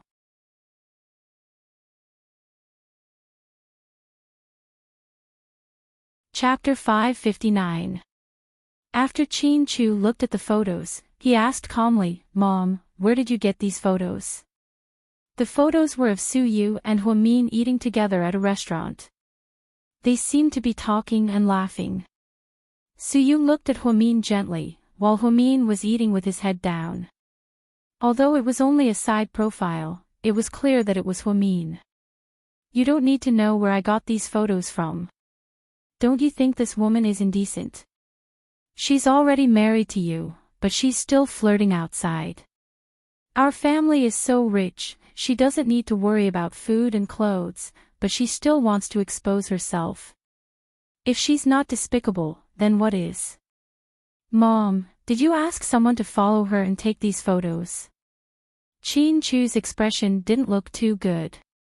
It wasn't because of the photos of Huamin, but because he was afraid that his mother would follow Huamin and investigate her. "Why would I? In your eyes, am I that kind of despicable and shameless person? Do I have nothing better to do than to secretly take photos of her? Is she worth it? An unknown number sent this to me an hour ago. I called back, but I couldn't get through." Lady Qin raised her voice and explained. "Let me see." Qin Chu took his mother's phone and looked at it. It was indeed an MMS from another number. However, the number was garbled and couldn't be called back. Qin Chu knew that this number was created by hackers online. It wouldn't leave any traces. "Okay, I got it." "What do you mean you got it?" "You have to divorce her. The Qin family doesn't want a woman like her." After Mrs. Qin took the photos, she immediately ran to the company to complain to Qin Chu. She wanted to quickly destroy the relationship between Huamin and Qin Chu. "Mom, you're too nervous. This is nothing, it's just a daily photo. She has so many people in the hospital, and so many male colleagues come and go. Isn't it normal for her to eat together?" Qin Chu laughed. "Heavens! Son, do you think I'm a fool? If it was an ordinary colleague, would I still be so angry?" The man in the photo was not from the hospital. He was Su Yu. Did you know that? That second generation of the Su clan. Don't pretend you don't know. I know it's impossible that you don't know. Huamin is a vixen. Not only did she bewitch you, she's now seducing the Su clan. She's really shameless. I've never seen such a woman. Lady Qin was very agitated at this moment. It seemed that no amount of cursing was enough to vent her anger. She had always been prejudiced against Huamin, so she was about to explode from anger. Mom, so you know that person is Su Yu. That's impressive. Qin Chu smiled meaningfully. I occasionally drink tea and play cards with Mrs. Su, so of course I'm familiar with Su Yu. I don't even know when Su Yu met her. That woman is really restless. Son, we can't have her. We have to find a girl with a clean background to live with and have children with, okay? Listen to me. Lady Qin tried both soft and hard methods. When she saw that Qin Chu was unmoved, she began to put on a pitiful act and tried to persuade her son with tears in her eyes. Mom, do you think I'm a smart person or an idiot? When Lady Qin heard Qin Chu's question, she paused for a second before replying, of course my son is a smart person. Then do you think I can't tell right from wrong? Do I only listen to one side of the story? Qin Chu asked again. This isn't just one side of the story. This is solid evidence. Son, wake up. Look at these photos. Although they're not in bed, I believe that these are signs of cheating. Su Yu isn't an ordinary person. I don't believe that their meeting was a coincidence. It must be that woman's deliberate plan, just like how she purposely approached you at second high. Lady Qin always thought that Huamin and Qin Chu were set up so that she could marry into a rich family.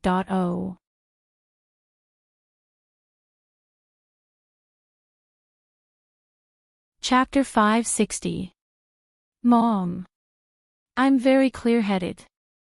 If you admit that I'm not an idiot, then trust my judgment, okay? Chu. Mom wants to talk to you.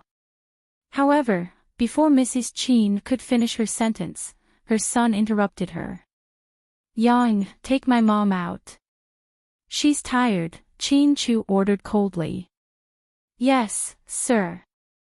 Mrs. Chairman, this way please. The president still has important documents to sign. Yang carefully watched the mother and son battle, not daring to offend either of them. In the end, Lady Qin had no choice but to clench her teeth and leave. Qin Chu then lowered his head and went back to work. When it was almost time to get off work, he turned off his computer and asked Yang, tell me, if your mom and your wife fell into the water at the same time, who would you save first? Sir, stop messing around. Hurry up and tell me, Qin Chu urged. Of course it would be my mom, Yang answered confidently. You're so filial. Qin Chu didn't think that the wife-loving Yang would choose his mother without hesitation. It was quite surprising. Because my wife knows how to swim, hee. Qin Chu was speechless. I'll deduct all of your bonuses for this month. After speaking, Qin Chu got up and walked out. Sir, you can't be like this. If you're not happy with my answer, you'll deduct my bonus. Then I'll answer again. I'll save my wife first. Then you won't get next month's bonus either. How unfilial, Qin Chu said in all seriousness. Another bolt from the blue. Sir, if you want to deduct my bonus, just say so. Don't ask such complicated questions next time, okay? Yang felt wronged. I already recorded what we just said. I'll send it to your wife in a bit so she can listen to it. Fuck. Yang's heart was boiling. Sir, what do you need me to do? Please tell me. I'm willing to do anything for you, as long as you don't torture me like this. You don't have to do anything for me, but you need to be more careful in the future and don't let my mom into the office. So it was about that. Assistant Yang immediately let out a sigh of relief. Don't worry, boss. The next time your mother comes, I'll immediately kick her out. No, I'll ask her to leave. I promise I won't let the chairman's wife enter your office, even if she yells at me. For the sake of the bonus, Yang was ready to go all out. Okay. Chin Chu nodded with satisfaction. But what if the chairman comes? Do I have to kick him out? No, do I have to ask him to leave? Yang asked hesitantly. No need. My dad won't come looking for me easily. Chin Chu knew his father well. He was a cautious person. He wouldn't be like his mother, who couldn't wait for the whole world to know the slightest sign of trouble. After leaving GK, he didn't go home because Huamin wasn't home. He had been working the night shift lately. Thus, he drove to South Side.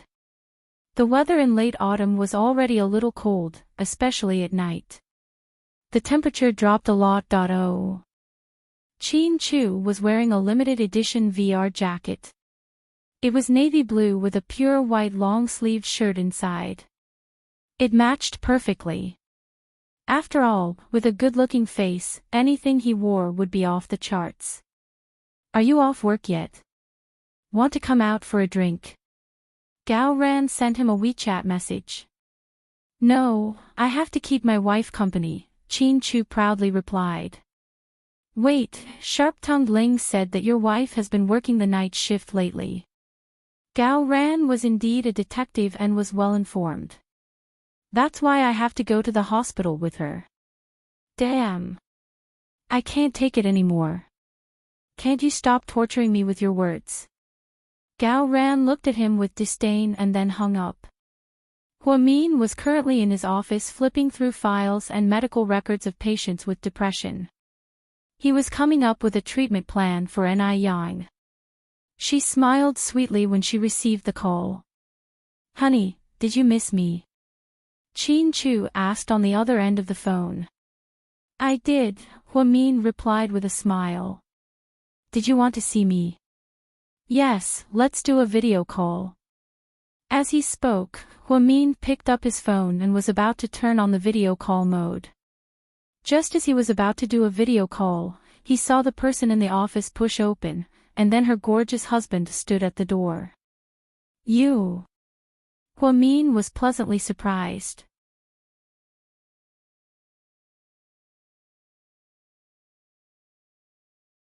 Chapter 561. Aw. Am I hallucinating? Why is Mr. Chin here? Huamin smiled. Because Mr. Chin misses you a lot. Chin Chu's lips were filled with gentleness.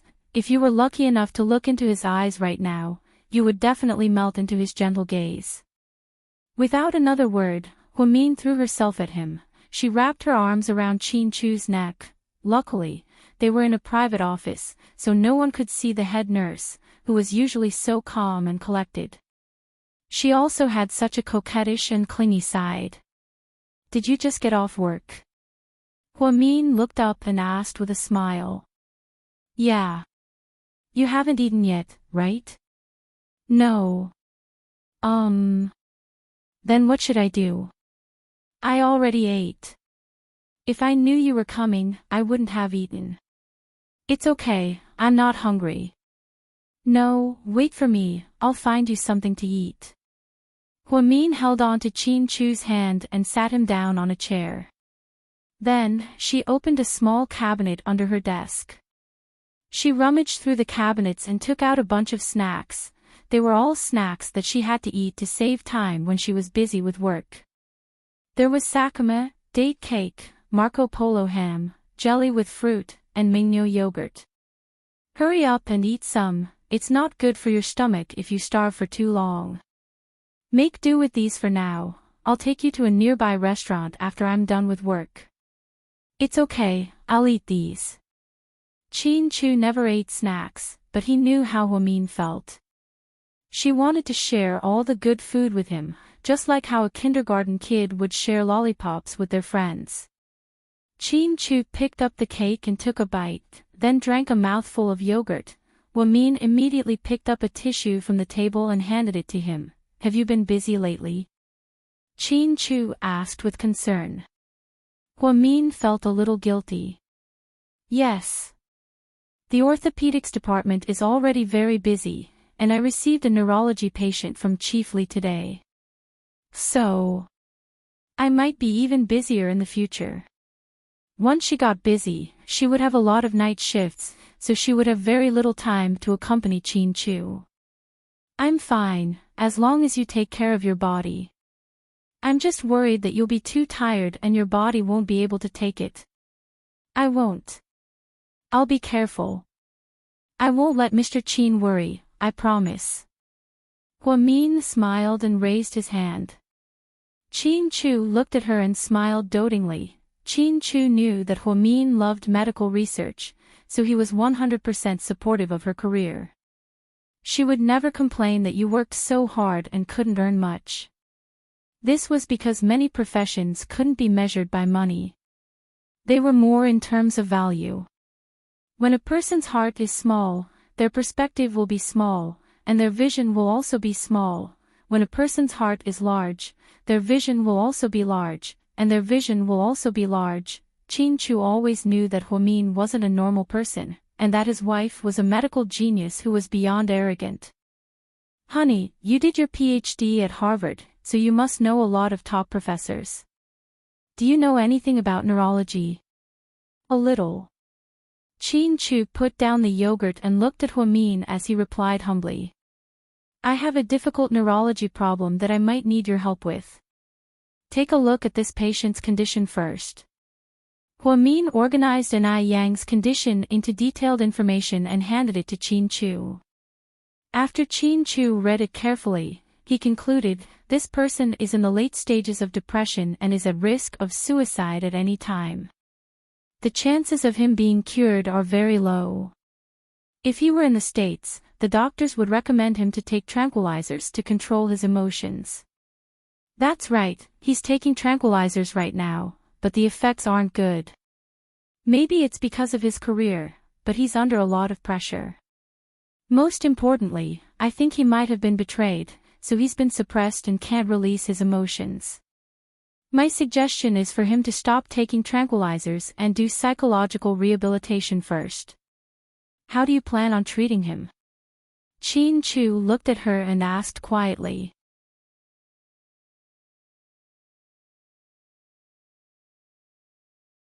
Chapter 562. I'm going to try and see if I can undo the knot in his heart, and then think of other ways to focus his attention. Once a person loses the desire to live, it must be because there's nothing in this world that he can't bear to leave. I have to find something that he can't bear to leave before that happens. Huamin confidently discussed her idea with Qin Chu, the medical doctor. It's easy to say, but hard to put into practice. Mian, patients with depression always have a lock in their heart, and it won't be easily opened by others. This might be a difficult case to solve, but since you want to take it, I'll help you. Thank you, honey. Huamin thought that Qin Chu would persuade her to give up on this patient. She didn't expect him to be 100% supportive, and her mood instantly improved. Then, she naughtily took a piece of sakuma, took half of it, and gave the rest to Qin Chu. This is delicious, but it's too sweet. For your health, I have to help you finish half of it. Qin Chu took the sakuma with a smile and quietly ate it. He didn't mind that it was Huamin's leftovers at all. How old is this patient? Qin Chu casually asked as he ate. Huamin froze for a second, because she really didn't know how old Anai Yang was. His agent seemed to hate this, and didn't even write it in his medical records. What's wrong? Qin Chu asked when he saw that Huamin was slightly stunned. I don't know how old he is. Because he's an actor, it's a bit confidential. Should I call Dr. Li and ask? Huamin was about to make the call. However, Qin Chu said, no need. Then, Qin Chu turned on his phone and looked up Anai Yang on Baidu. The year 1992 was written on it. This meant that he was 25 years old this year. Even if it was fake, the difference wouldn't be too big. The patient is between 25 to 30 years old. He's still young, so there's still a chance for him to be cured. You did the right thing. Stop his medication first and restore his normal thinking. However, his condition is quite serious now. If you stop the medication abruptly, it will be dangerous. So, I suggest hypnosis. Hypnosis. Huamin was slightly startled. That's right. You'd better ask your hospital to find an outstanding psychologist to hypnotize him. First, find out what the shadow in his heart is, and then solve the knot in his heart through hypnosis. After that, when he's not so anxious, you can proceed to the second step, which is to find a reason for him to live. It's a good idea, but I don't know if the person involved will accept it. After all, it involves privacy. Celebrities are all very concerned about this. You can talk to him about this. I believe that with your persuasiveness, he will definitely agree. Qin Chu was very confident in Huamin. Huamin smiled and walked to Qin Chu's side. She placed her small hand in his broad palm. Thank you, Mr. Qin, for your advice. I have no words to express my gratitude. Oh. If you really want to thank me, why don't you do something more practical? Qin Chu's lips curled up, for example. Huamin looked at him and asked. The night is still young. Dr. Hua, do you want to do something? Qin Chu said as he pulled Huamin into his arms. Then, his hands began to wander around. This is the office, it'll be bad if someone comes in. I just want to kiss my wife, what's so bad about that? Qin Chu didn't think much of it. I see. Huamin was scared for nothing. She thought that Mr. Qin was going to do it with her in the office. What did you think? Qin Chu smiled wickedly. Ahem. I didn't think anything of it. Huamin blushed and denied it. If it's nothing, why are you blushing? Qin Chu asked mischievously. Before Huamin could finish, Qin Chu's slightly cold lips captured hers. Then, they melted into a passionate kiss.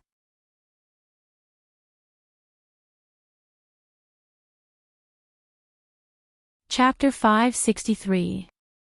After a while, Qin Chu finally let go of Huamin. Huamin, on the other hand, thought what they did was too bold. If someone came in and saw them, it would be so embarrassing. Shouldn't they do this at home? Seeing Huamin's blushing face, Qin Chu's lips curved up slightly. Honey, I'll leave you to work, I'm going to go now. So soon? Huamin was reluctant to leave. You're still working, I can't stay here and disturb you. As Qin Chu spoke, he stood up with a smile on his face. Huamin quietly followed behind him, her small hand held in his big hand. Qin Chu didn't tell Huamin about the photos that were secretly taken, nor did he ask her, because he trusted his wife 100%.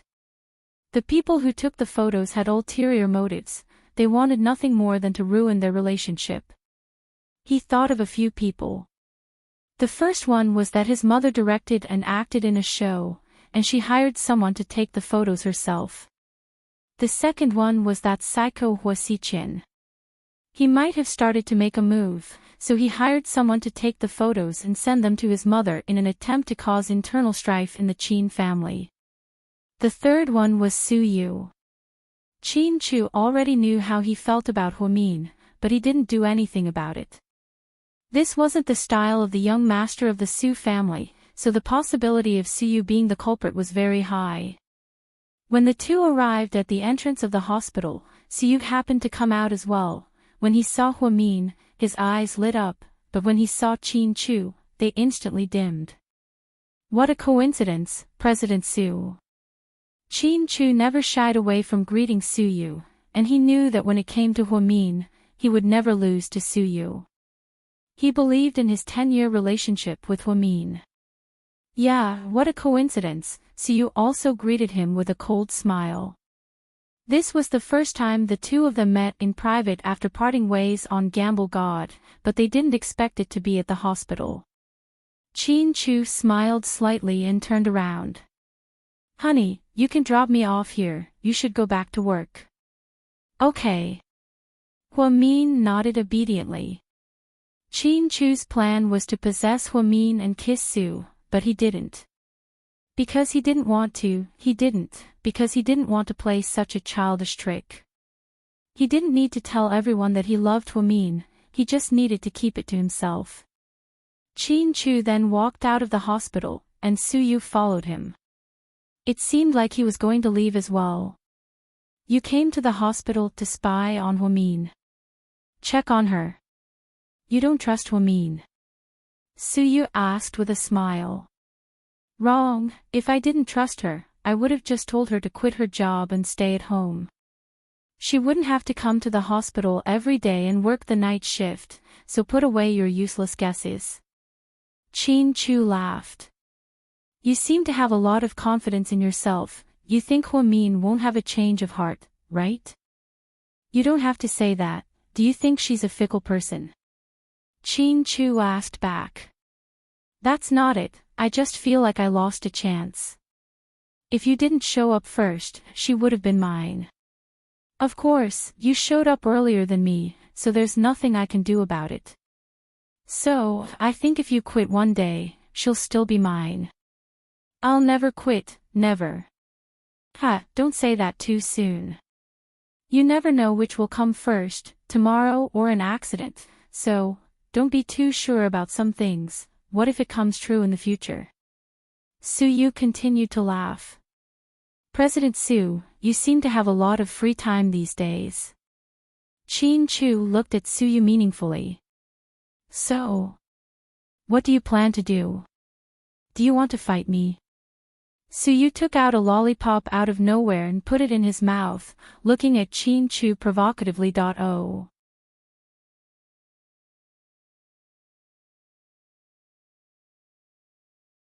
Chapter 564. Chin-Chu looked at him and said, word for word, although I know my Mian doesn't like you, I still hate it when you show up at Southside so often. I think you have too much time on your hands.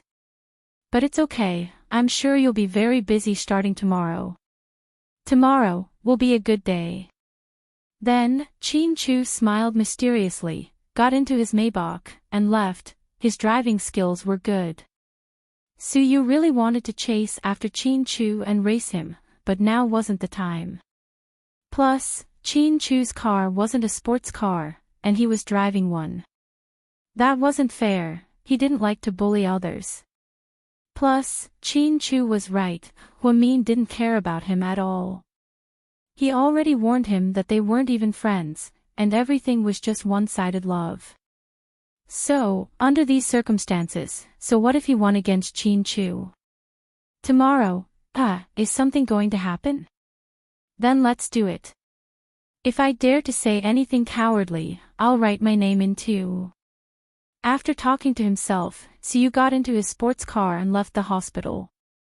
This was his last night at Southside, because Tang Chuan would be discharged after dawn, so he had no reason to stay here any longer. He could use his injury as an excuse to recuperate, but he didn't think those excuses were meaningful. They were meaningless. If you liked someone, you had to show them your sincerity and let them see your sincerity. Instead of pestering her shamelessly, that wasn't Mr. Su's style either. After Chin-Chu left Southside, he didn't go home. Without Hua-min at home, the house was empty, so there was no point in him going back. Instead, he went back to GK headquarters. When Assistant Yang received the call from his boss, he almost thought it was a scammer. If he didn't open his eyes in a daze and see that it was indeed his boss, he would have cursed. So, his boss called him at 2 in the morning, asking him to go to the company. Was he crazy? After Assistant Yang arrived, he found out that he wasn't the only one at the emergency meeting. Many higher-ups were there as well. Chin-Chu was wearing a dark gray shirt. He held a thick stack of documents in his hands and remained silent. None of the executives dared to make a sound because they knew their boss's weird temper too well. In the end, little Yang couldn't help but ask, "Boss, you called us here because you have an urgent project to finish, right?" Chin Chu slowly put down the documents in his hands, looked around, and said, "Starting tomorrow, GK will officially enter the entertainment industry." As soon as he said this, everyone was extremely shocked. Before anyone could react, Chin Chu added, "The first task is to poach all the big-name celebrities from Imperial Star Entertainment, the more the merrier. Money isn't a problem. In a week, I'll hold the launch ceremony for GK Film and Television, and I hope those celebrities can walk the red carpet. You guys aren't newbies anymore, so you should all be capable. I'll set the tasks in stone, and you guys can do it yourselves. Of course, it's going to be very difficult this time, but I'll give you a huge bonus based on your efficiency. If you get an A-list celebrity, you'll get 5 million yuan. End of meeting." Chin Chu quickly finished the meeting. After he finished talking about the main points, he turned around and left. The executives were all left dumbfounded. The boss said he was going to start a film and television company. His first task was to poach stars from Imperial Star. The time limit was 1 week. If he poached an A-list star, he would get 5 million, but he didn't want a B-list one. Crack. Is this boss really going crazy? Assistant Yang, this is too sudden. Did you know about it beforehand? The executives all knew that Assistant Yang was Chin Chu's assistant. Therefore, they wanted to ask him some questions. Assistant Yang was also confused. In the end, he only said, "Our boss has always been this capricious, ha." Assistant Yang knew a little about the entertainment company, but he didn't expect it to be implemented so soon. Although the bonus was a lot, it wasn't that easy to poach stars from Imperial Star. The next morning, Su Yu was still sleeping soundly in his mansion when he received a call from Wei Liao. "What's up?" Su Yu asked drowsily. "Don't sleep, did you see the news?" "No, what's wrong?" Su Yu asked vaguely. GK announced their entry into the entertainment industry this morning, and they even said that they'll hold the red carpet ceremony in a week.